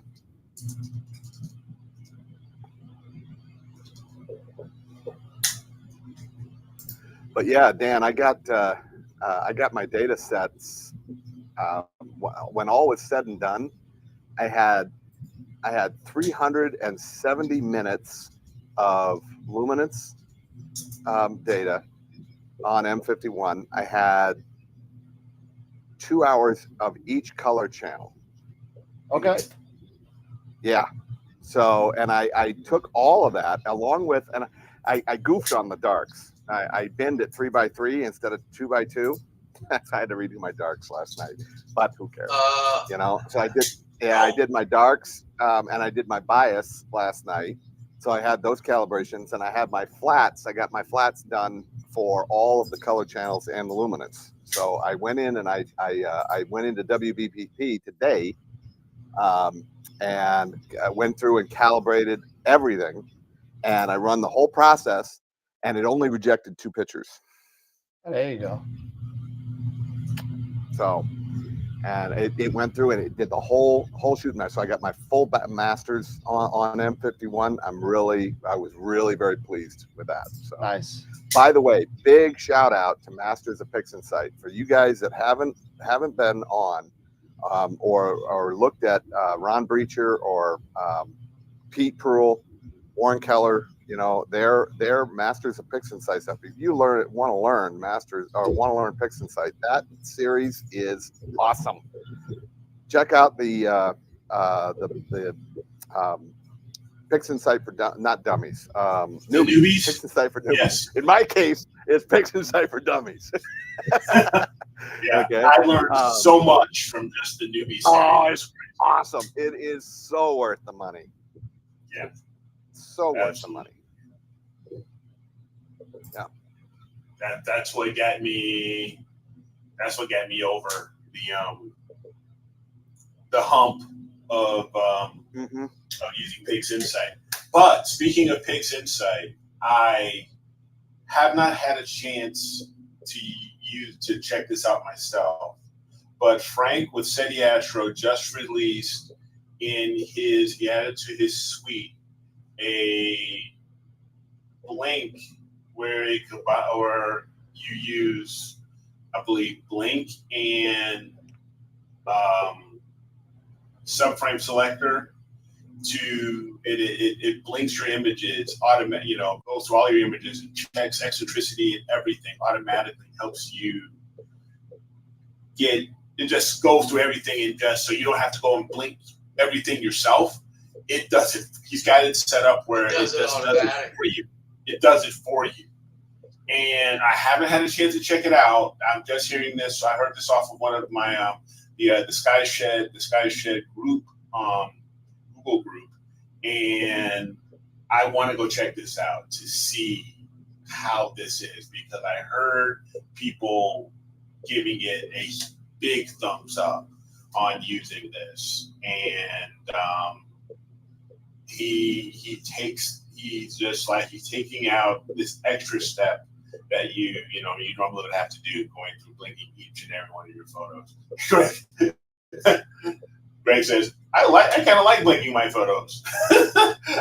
Trust me, that's what I did for the first year of Pigs Inside. That's all I did was use it for blinking. But right. Yeah, you were still using APP.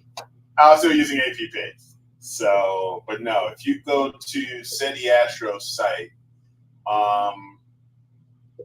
and you can check out this new script that he has. I believe it's a script, and you run this, and it's supposed to do everything. It pretty much kind of does everything for you, and then you bring it back into PI or something. I'm not sure. I gotta look into it, but go check out his website, SETIastro.com, I believe, and I think it's going that is supposed to be pretty darn cool. So, but Pigs Insight, it's expensive. Well, not really. It's not expensive in the grand scheme of things. You're looking at everything else. Thanks, bro. Appreciate it. Yeah, you can't fix stupid. You can't heal through it either. You can't heal through it either. Nope. But that's a call out for all our D&D buddies. But you've got Pigs Insight. You, Dan, said if you use Affinity Photo. Astro? Affinity Photo. And you got Cyril. Have any of you guys used Cyril? Not yet. I have not. I just watched a video that what's her name did? Sarah Matthews on Cyril and some of the tools that they have now. Okay. What were your thoughts on the video? It was pretty. It's getting a lot more powerful. It's getting a lot more stuff. It was pretty interesting. And and I've used APP, and I still haven't heard about APP 2.0. I haven't checked into it. Working one of these grunt style. I got this. This is. Oh wait. Yep. Let me see here. Yep, grunt style. So yeah. Mm-hmm. I don't know how many grunt style shirts I have. They're a veteran-owned company. I support them, and I don't know how many. I've got too many grunt style shirts.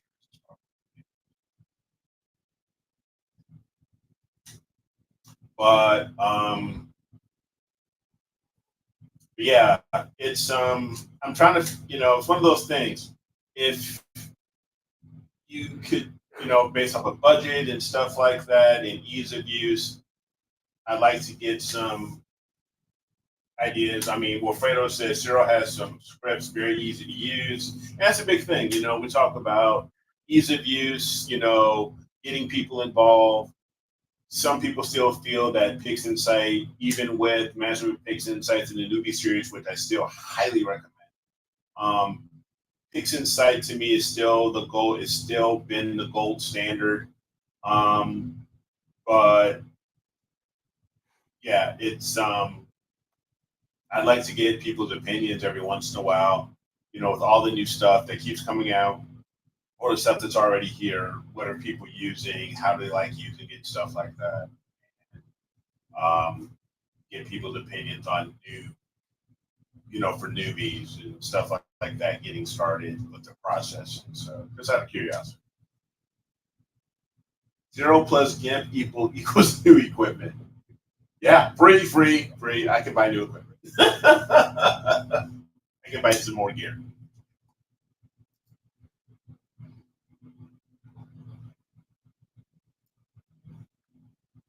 I hear Skywatchers, speaking of the gear, I hear Skywatchers got a sale going on right now on some of their stuff. Skywatcher and Celestron just pumped up their prices yesterday. Oh, they did? So, oh my God, never mind. So maybe it's just on certain things. Maybe yeah. it's just on certain. Yeah, certain I know that High Point or somebody sent out an email about 37% off of something or. Yeah, but it's 37% off of a 20% increase. So, so yeah. So Celestron and Skywatcher sent out a message to all the dealers saying that. Here's a question, though, and this is just me thinking. I don't want to try to start anything, but do you think after all this is done, and here's my point, David hit the nail right on the head as far as what I was going to ask. Do you think after all of this, the trade war, all of it, tariffs, all of it, do you think the prices are going to come down? No, probably not. Oh, I got my gut splitting over here. I mean, because you look like because if you remember, do you remember when something happened? I think it was when the pandemic hit, and prices went through the roof because of the supply chain. Because the Rasa at one time was $17.99, and then it went up to over $2,000 during the pandemic, and it never went down. Nope. But in all fairness, that price went up in 2020, and you have not. Yeah, you have no. It was during the pandemic. It was 2020, maybe early 21. And then the prices have not increased at all since then.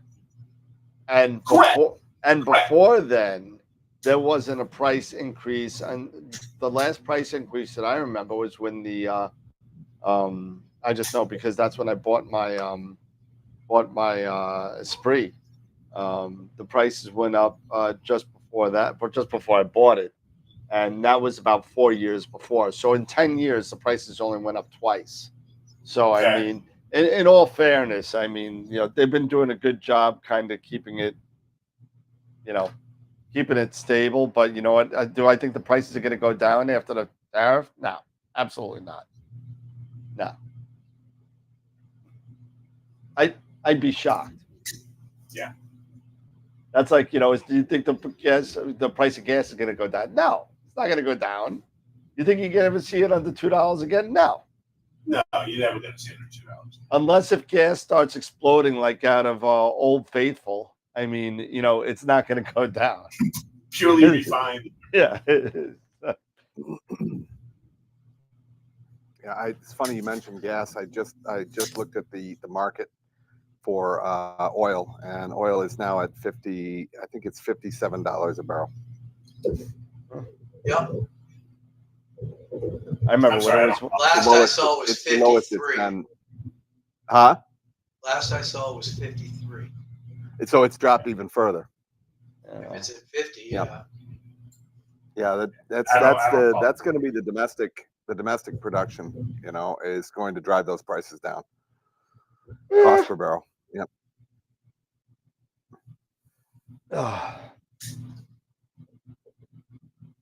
So, but what we're saying is, eggs are $5 a dozen. Yeah. Not down here in Florida. They're under $3 a dozen down here now. Eggs. In fact, I got them just yesterday at Sam's for $2.69 a dozen. Yeah, I think I'm gonna have to go back to Sam's. Sam's or Costco. And that's for the good ones too. That was the free range ones, and I think the egg ones best are just under 350 a dozen for the egg ones, 18 pack, Gotcha. something like that. But anyway, I digress. Yeah. Well, if you can get a good deal on, equipment now, do what you can, I guess. I don't know. But that Guide Star, you got me really thinking about that freaking Guide Star now all of a sudden. I don't know. I love William Optic stuff. Yeah, you will never regret buying that scope. That William Optics is an amazing little scope. I mean, it's not cheap. I think the scope itself. No, I think it's like $450. It's like $450. Yeah, I think it's like $450, and then you got to throw another $300 at a camera, $200, $250 at a camera if you can get the $290. I got a 290 mini. So. Oh well, there you go. Then all you need is a scope. You're good. Yeah.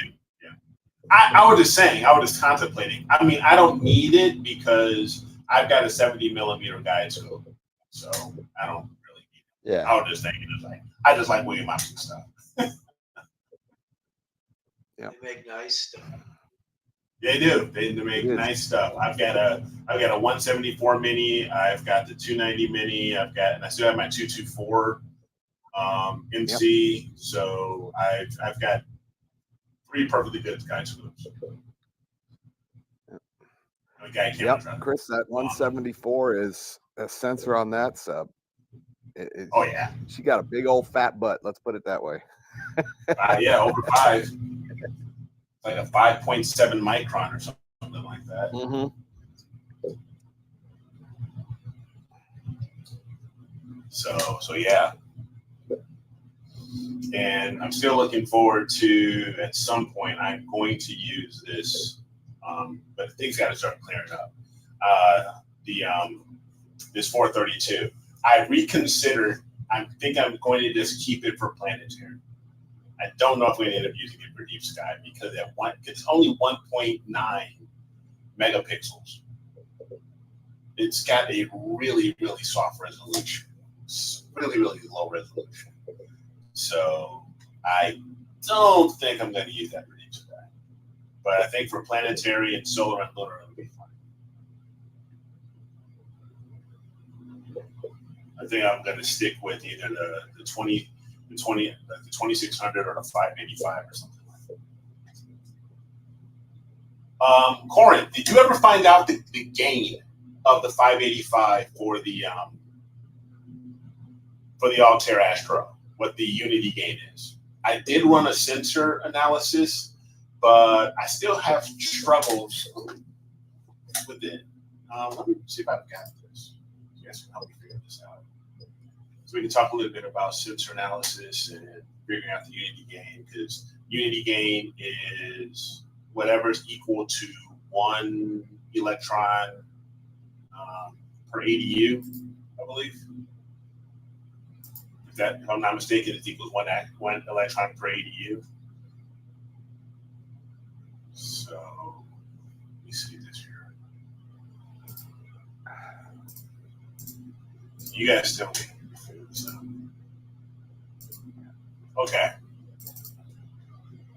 So let me see if I can zoom in a little bit. Make it a little easier to see. Is that good for you guys to see? No. How about now? What's the matter? All right, I'm trying to figure out the unity gain of the Altair 585 mono. And if you see my screen here, this was after I ran a sensor analysis using SharpCap. And usually unity gain is usually equal to 1 electron per ADU. So if I'm looking at this, do we figure unity gains probably around 192, 193? Man, what is the difference between 190 and 200? Holy cow. Yeah. It's a big difference between the gain, 190 and 200. It's a big difference. I guess I would keep it right around 190 then.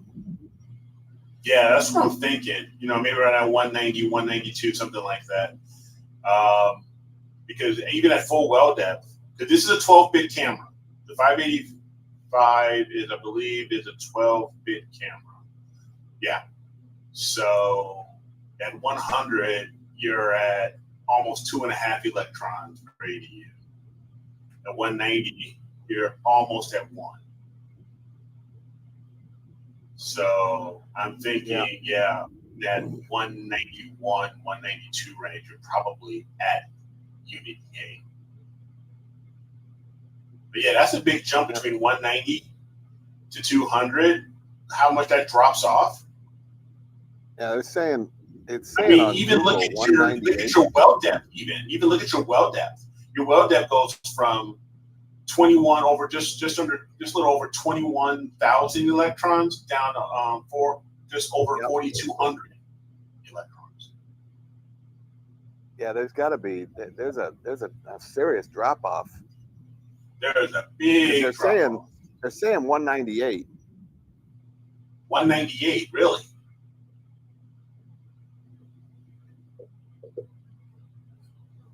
That's interesting. Okay. But still, that is quite a bit of a drop off, Yeah, because I mean, you're literally stepping into an abyss, going from 190 to 200. You're stepping into an abyss. Yeah, because even at 177 to 190, you're only dropping right a tenth of an electron from 177 to 190. Yeah, you're hitting. You're definitely hitting a plateau of some sort. You are. Yeah, for sure. Yeah, so yeah, it's dropping off in there. It just drops like a freaking rock. I mean, even look at the relative gain. It's insane. So. Yeah, look at the dynamic range difference. Yep.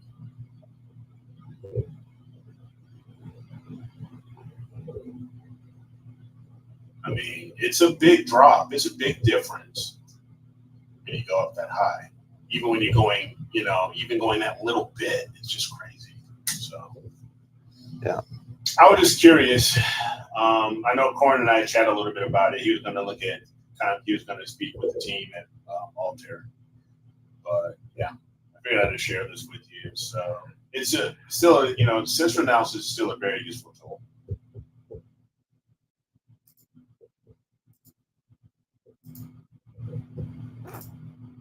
All right. It looks like they plugged in my cameras. I thought I smelled something burning. That was the smoke coming out of Dan's ears, wasn't it?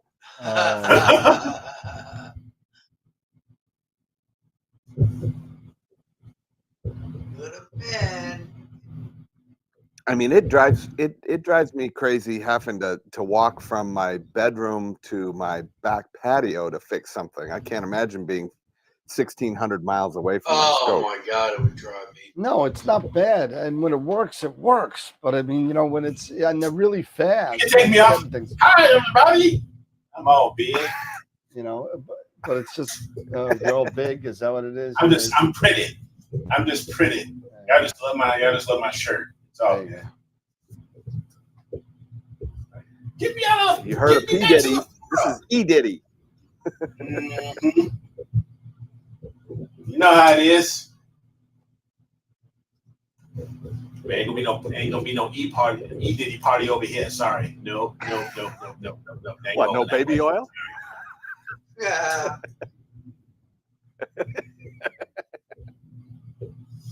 That's it. I'm out of here on that note.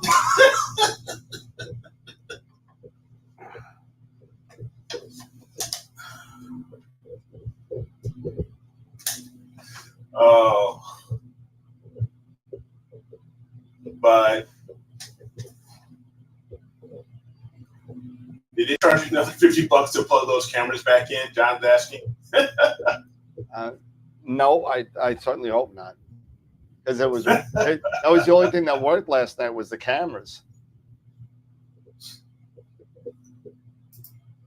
Oh, that's crazy. My just a quick digress on that. You know, the charge to plug something in. My neighbor had a problem with his air conditioner, and he replaced the fan, right, the main motor for the fan, and he plugged it in and couldn't figure out why his air conditioning wasn't working. I mean, it was that the fan was turning, this and that. They had the guy come out. He looked at it. He says, "Yeah, I can fix it. It's going to cost you $50 to fix it." And he's like, $50? That's great. And he said, "Yeah, sure." And he literally unplugged the motor, reversed the polarity, plugged it back in, charged him $50 to do it. There you go. That sounds like a fair price. Yeah. I'm like, yeah, I bet you completely feel like an idiot now. I mean, come on. It was supposed to be blowing out. It wasn't. It was blowing in.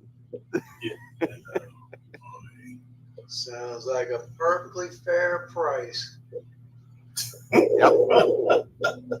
I do that all the time at the shop. People come in, they're stupid. They're like, "Oh yeah, my power port's not working. Can you check it out?" Yeah, plug it in. Yeah. I'll check it. Well, many moons ago, you know, when I used to, you know, ride dinosaurs to go to work, you know, I used to work as a bicycle mechanic, you know, and I used to build wheels, you know, for some of the local triathletes and this and that, and one of our favorite sales, one of the things that we used to love to sell to people. They'd come in and their rear wheel would be, you know, wobble wobble wobble wobble. I was like, yeah, you need your wheel trued, right? And you know, it's you know, $50, $60 to true up a wheel, and like, or you can buy this truing. You know, here's a spoke wrench. You know, do it yourself. Yeah, we sold a lot of spoke wrenches. Oh, at the bike shop? They always came back because they would ruin those freaking wheels.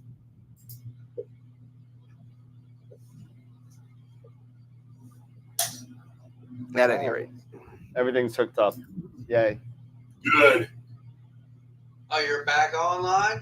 I don't know. Back I'm gonna have to see if the focuser is working, because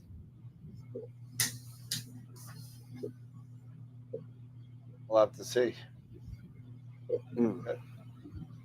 As normally it's at 19,000.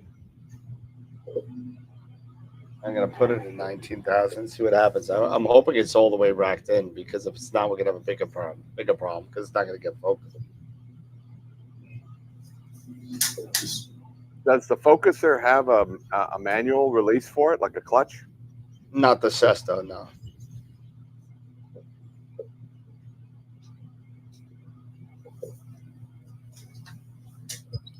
How do you get it to its terminal limits? You have to do it manually? Enter it in on your... Well, you said you hope that it's racked all the way in. Yeah, because it's not. How do you get it there? Because the focuser's at zero. The focus motor's at zero. So the focuser has to be at zero. You know what I mean? So, you know, you got place to move back and forth. You know, it's just one of those things. That's, you know, and because if this wasn't moving last night and all the numbers are off, they're going to have to fix it again. I mean, it's... Well, like when I start up my focus routine on Nina, right? If I don't go into the settings and open up settings in the Starlight Instruments and click off that little box that says, you know, sync the focuser. If I don't do that, it reverts to zero automatically. It just defaults to zero. But if I click that box, then it sets to 50,000. You know, where it's supposed to be. And then I've got room to play either way.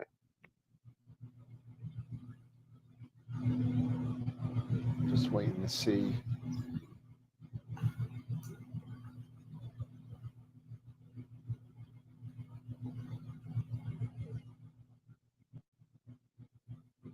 Still too bright. Sun's still up. It's 8:40 over there, so... Well, you know, I agree with you, Dave. You know, the Dave that's in the chat, right? saying that I still have mixed feelings about, remote setups. I think that a remote setup could be a nightmare if you don't have the right equipment, you don't have the right setup procedures, and you don't have people that know what they're doing for monitoring it. It can be a nightmare. Yeah. I mean, you remember when they launched Hubble? You remember when they launched Hubble? and Hubble, that the first couple of years that it was up there in space, they couldn't do anything with it. Yep. Because the lens, the one lens was out of whack, and they had to fit it with I think they called it like fitting it with glasses. Remember when they did that? Yep. And then all of a sudden it worked. But I mean, you're talking about a remote setup. It doesn't get any more remote than Hubble or James Webb. No, that's really remote. Yeah, and it's you got to make sure that stuff works, and you can't fix anything on the James Webb. You got to send a whole crew up there to do so. You ain't kidding. Yeah. I mean, the James Webb is. I mean, it's a million miles from here. You can't. That's if something goes wrong there, it's done. Yeah. I mean, we were fortunate enough that when it happened with Hubble, the shuttle program was in full swing, so it wasn't that hard to put a shuttle and send people to it. Now, without the shuttle program, man, it's light. I mean, look how long it took to get those 2 astronauts back from the space station. Yep. Exactly. 9 months. It's supposed to be 8 days. It turned out to be 9 months. Yeah. Mm-hmm. Yeah, but that's more administrative than it is anything. Wow. That's somebody being a complete asshat. Yeah, well. And I don't want but to it was also a case where Boeing's like, yeah, it's not a problem. It's not a problem. It's not a problem. Well, apparently they didn't. Yeah. So I guess I found out where my mini guide scope went. Oh, why? Because I'm looking at it in Texas. I forgot I sent it. Oh. I've been looking all over for it. But way to go.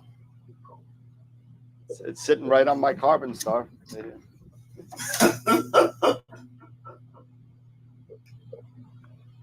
guess I'm gonna have to wait an hour to get the see if the sun. I'm hoping this works. I'm hoping that I'm scared about this focuser. I really am. I haven't had any issues with mine. No. Just them that it was messed up for 2 days, and the focuser wasn't moving yesterday, so that throws the numbers off of the focuser for the steps, right? So if the focuser's not moving, the actual but the motor is, and now I don't have enough room to move it back to get to a focus point, and I don't have it. You have to re-zero it. Right. I'm just hoping that that's what they did, but I have a feeling that they didn't do that. You better hope they're smart. Well, they keep on unplugging the damn cameras whenever they do anything. Yeah, it'd be nice if when they're doing something, you could be on the phone. Yeah. I was going to say. Just say, hey, I'm at even if you're not, just like a text message on it. We're all on the Discord channel. Hey, Dan, I'm at your scope. Did you log on? Make sure everything works all right. Yeah. And then say, well, did you make sure to, rack it all the way in? The Sesto has a clutch system, doesn't it? No. No. So yes. That's what I was asking him. Yeah. You gotta undo the 2 grubs, rack it in, zero out the focuser, and do it from there. See, that's why I got that Astro Oasis. Yeah. I mean, but they're both the same, resolution motors. But the Astro Oasis does have that if clutch. Something happens, I can just disconnect it. Yep. Rack the whole thing in, start and re-zero it. Yep. And bang, done.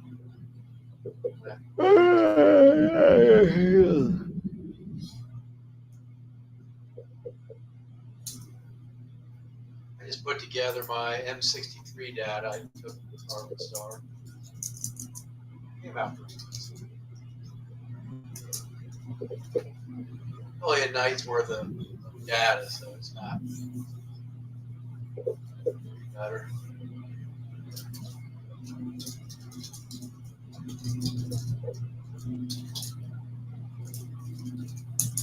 Could be better.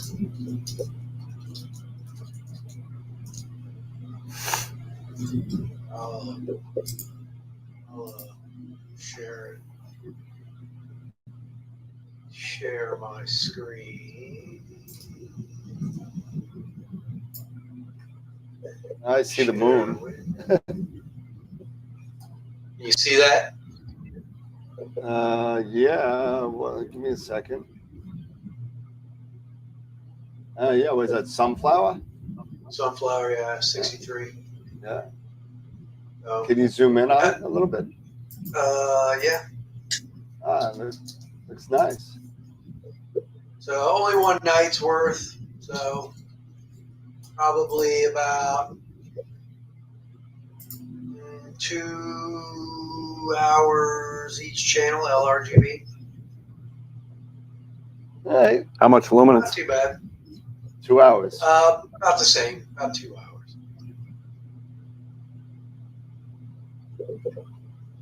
Wasn't too bad. That's the problem, man. The weather's been so crappy. I can't get more than one night at a time. Like, I get one clear night, forget about it. And it's been 2 weeks since I've had a clear night. Yeah, I just want to see if it gets focused, because you know what I see? I'll show you what I see. That's what I see. And you see this? Oh, yeah. That's the moon. Yeah. Jeez. Yeah, so gonna be super bright.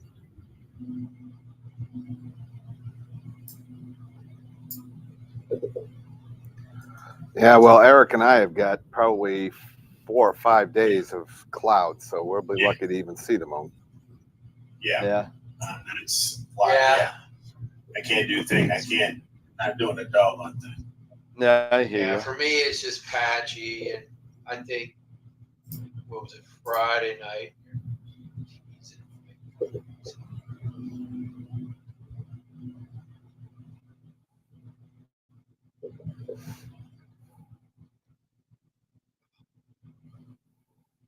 You have to redo calibration in play. What's that? What? Steve was saying with pre-military vultures, redo calibration in play. Why? No, he's saying especially. I mean, I don't know if he was talking about for you or if he was talking about something else. Oh no, it's not. Oh, no, in the play software. Yeah, so it's not about the calibration. The calibration is fine. It's the problem where the focuser mechanically is.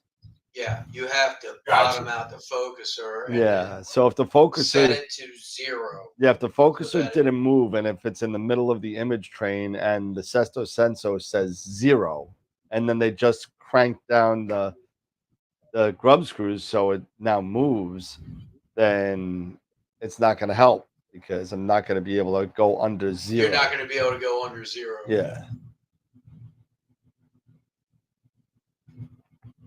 Well, don't you want the? I mean, first of all, how many steps in that for that motor? I'm just curious. Like what's the step range? 40,000, I think. 40? I thought it was 60. Maybe 60. I don't know. I thought it was 40. So if you can get the telescope, to a rough focus, can't you just set the midpoint on that focuser at 20,000 steps and lock it down? No, I can't sit there and tell the focuser that this is 20,000. Wherever I can't. Really? You could 0 it out. But you can't turn. You can't. There's no reading. Really, there's no reading. No, there's a reading. There's a reading, but I can't tell it that. You know what? I don't care where the focuser is. This is 20,000. Right. Yeah. It's got a set. No focuser can do that. It'll say set to 0. And you can set it to 0 because you know that the focuser is bottomed out. Right. You can't say set to 20,000.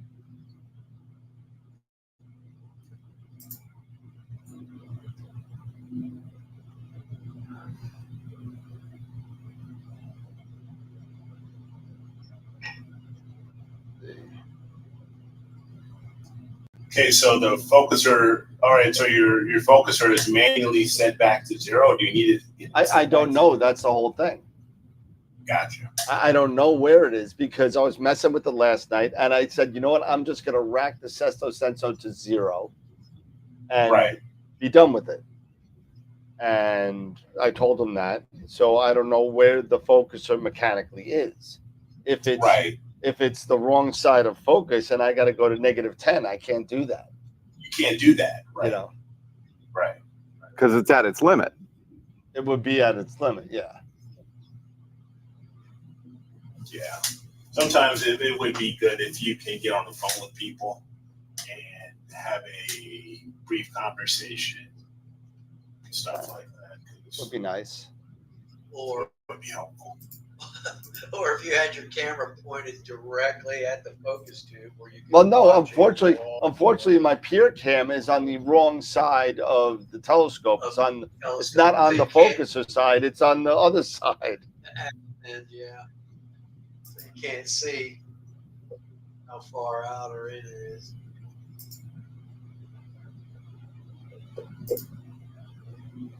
Joseph asked you, Dan, does the Senso start at 5,000 at startup?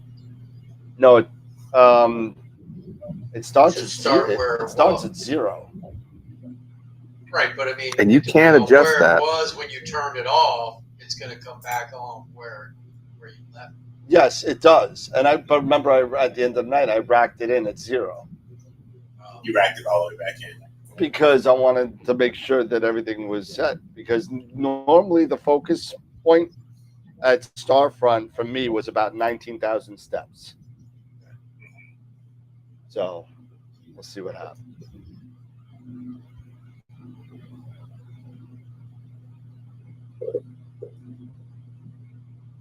I think it's still too dark. Still too light. The focuser itself is what, a Crayford? No, it's a rack and pinion. It's a rack. Okay. Yeah, no, the original focuser with the Carbon Star was a Crayford. Yep. But the problem with it was it would easily slip. Yeah. You had to crank that center screw so tight to keep it from slipping. Because once you put a camera and a filter and everything on it, it would slip. So they came out with an upgrade for a rack and pinion. It works. Champ.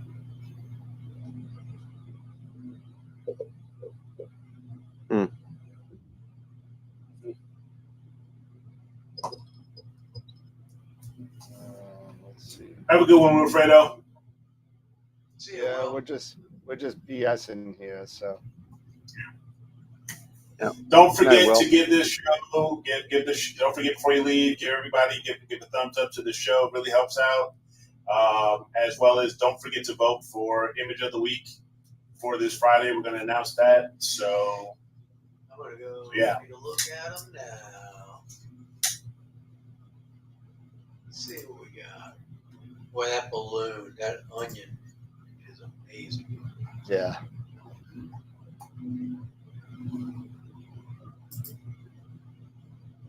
It's still not dark yet. We got planetary stuff this week. Ooh. Don't forget to vote for Image of the Month as well. If you haven't done that yet, don't forget to vote for Image of the Month. You have until next week. Next week will be the last week to. Next Friday is the last Friday to vote for Image of the Month as well. And Dr. Meyer again with an amazing.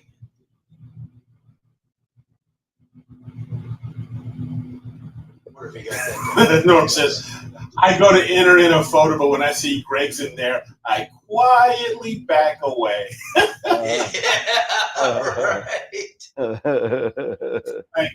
Oh, I'm going to drop this up. Yep, I've got an awesome shot. Let's use my competition.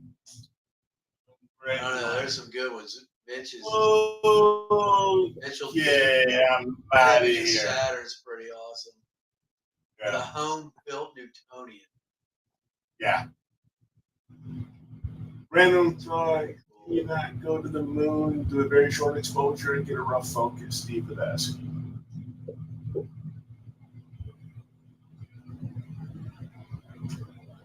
All right, I voted.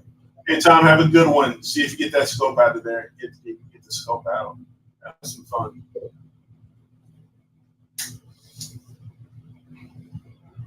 Hey, Norm, I still have to catch up with you, go over a few things, all that fun stuff. See if there's any other things that I need to do for auto guiding and all that other good stuff. So I'll probably try to catch up with you soon, just to go over some of the other sky stuff, if you have time.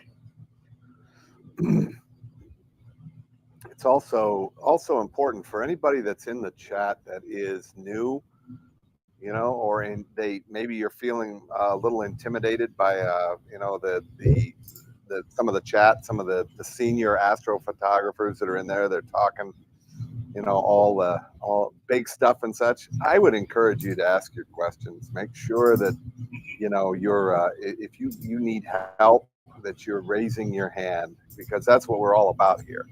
You know, it's helping people to grow into the field. You know, it's easy to get lost in the minutia of the higher end stuff, but we don't ever want to forget people that are new into this, because that's bread and butter. We don't get new blood, we might as well hang it up. Agreed.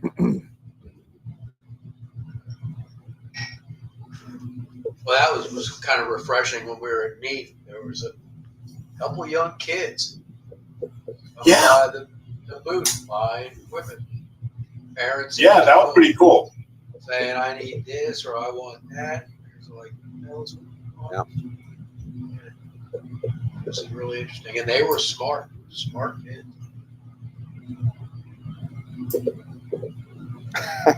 Colin. I'm sorry. Corin, my bad. Are you talking to me? Are you talking to me?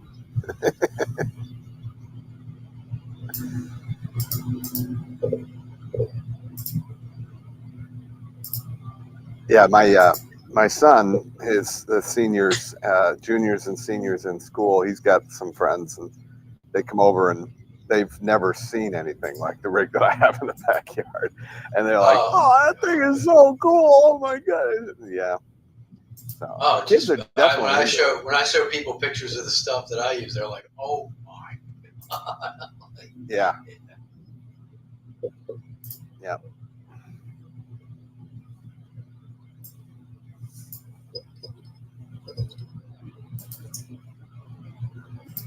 All right, guys. We're about that time. Yep. 10 o'clock. Mr. Dave, final thoughts? No, it's good to be back on with you guys, and I'll be here again for Friday. So sorry I missed the last 4 shows. Yep. Welcome back. Everybody's got to miss a couple. Hopefully I'll get some nights in and be able to take some more photos. Yeah. Hopefully, Eric, you get your MIT up and running and start collecting some photons yourself. Yeah, hopefully so. It's not going to be for about another 2 weeks. But at least right now, at least another week and a half. So we'll see what happens. Yeah. But at least this way I can work on the software and start working on getting things dialed in. So appreciate it. At least you got it on the pier and the ground where nothing's going to blow over. Exactly. So things won't get knocked over. Oh man, that's still amazing to me that blew over. It's unbelievable. I know. Mine blew over. I tell you that. I tell you guys. Man. So my 127 on the EQ6R blew over. Oh my god. I had the cover over it, and then I had a big heavy cover, and the winds picked up, and I'm sitting there, and all of a sudden I hear this boom, and I look outside, and it's leaning on the rails on my deck. And it Yeah, you took told us about every ounce of strength I had to pick that thing up and put it upright. Fortunately, nothing was broke. Everything was fine. Like, holy crap. So I think I got to get a lighter weight cover for that. It's pick up that thing. Either that or just, anchor it to your deck somehow. Well, that too. That might be a good idea as well. But it's funny, the Carbon Star didn't have any problem. But I've got the Astromania cover on it. It's very light. It's kind of like the other. It's very light, and I have it cinched at the bottom, so it doesn't fill up with air when the wind blows. Right. Where this big one, it filled up with air and it pulled everything. Yeah. Well, is it all good though? Everything works. No, that's what matters. Everything's fine, but it startled the hell out of me. I bet. Yeah, no doubt. Yeah. Scott, final thoughts? Well, watch for some new videos coming, and we have we're quickly approaching our 1,000 subscribers, which is pretty cool. But I want to definitely give a shout out to all the people that have been supporting and watching the channel. The watch hours are definitely going through the roof, which is really that's a huge thumbs up on that. People are watching the stuff. We actually got picked up again. I don't know if you guys saw it, but Telescope, our scope trader, picked up another one of our videos and did another full article, and it's got 2 of mine, which I thought was pretty cool. But I will be processing M51, my LRGB data, and hopefully I'll have an image for the videos coming forward here. And as soon as we can get some hydrogen alpha data, I'll be adding that to it as well. But and if anybody has any ideas or any suggestions, for topics on the channel, please send me a note, astroplayground1@gmail, and I will take those under advisement and consider doing topics, for video. But we're definitely looking forward to more image capture, especially moving into nebula season and setting up that hyperstar. There'll be a full series on that, and so fun stuff going forward. And also, hey, just as a quick update, my wife has been just busting her cute little rear end, getting that website, up and doing. I don't know if you. I know you've been busier than one arm paper hanger, Dan, but she was showing me some of the things that what is a one-armed paper hanger? Like wallpaper. I have no idea what the hell that is. Imagine a one-armed paper hanger, okay? Yeah, trying to hang wallpaper with one arm.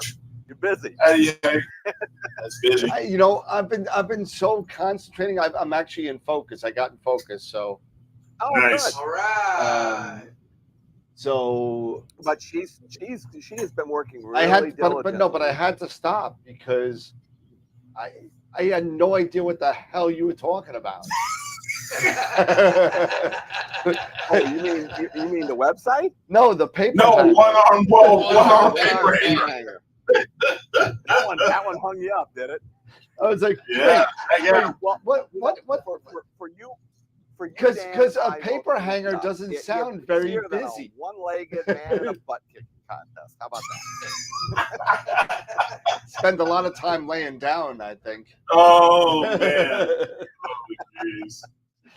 It's like what do you call a guy with no arms, no legs on the front of your porch? Matt. Matt. Matt. You're fired. You are so fired. All right. That's it. he's had his final thoughts right now. Mr. Higgins has had his final thought right now. That's it. The Oh, long and short God. about the website, you're gonna really like what she's been doing with the site. It's looking really nice. So Cool. Yep. All right, guys. Well, have a great rest of your week. We are now officially to the second half of the week. So see you guys on Friday. And as always, keep imaging, keep educating, clear skies, and we will see you guys on Friday. Don't forget to give a thumbs up and don't forget to vote. So take care, guys. See you, everyone. See you on Friday.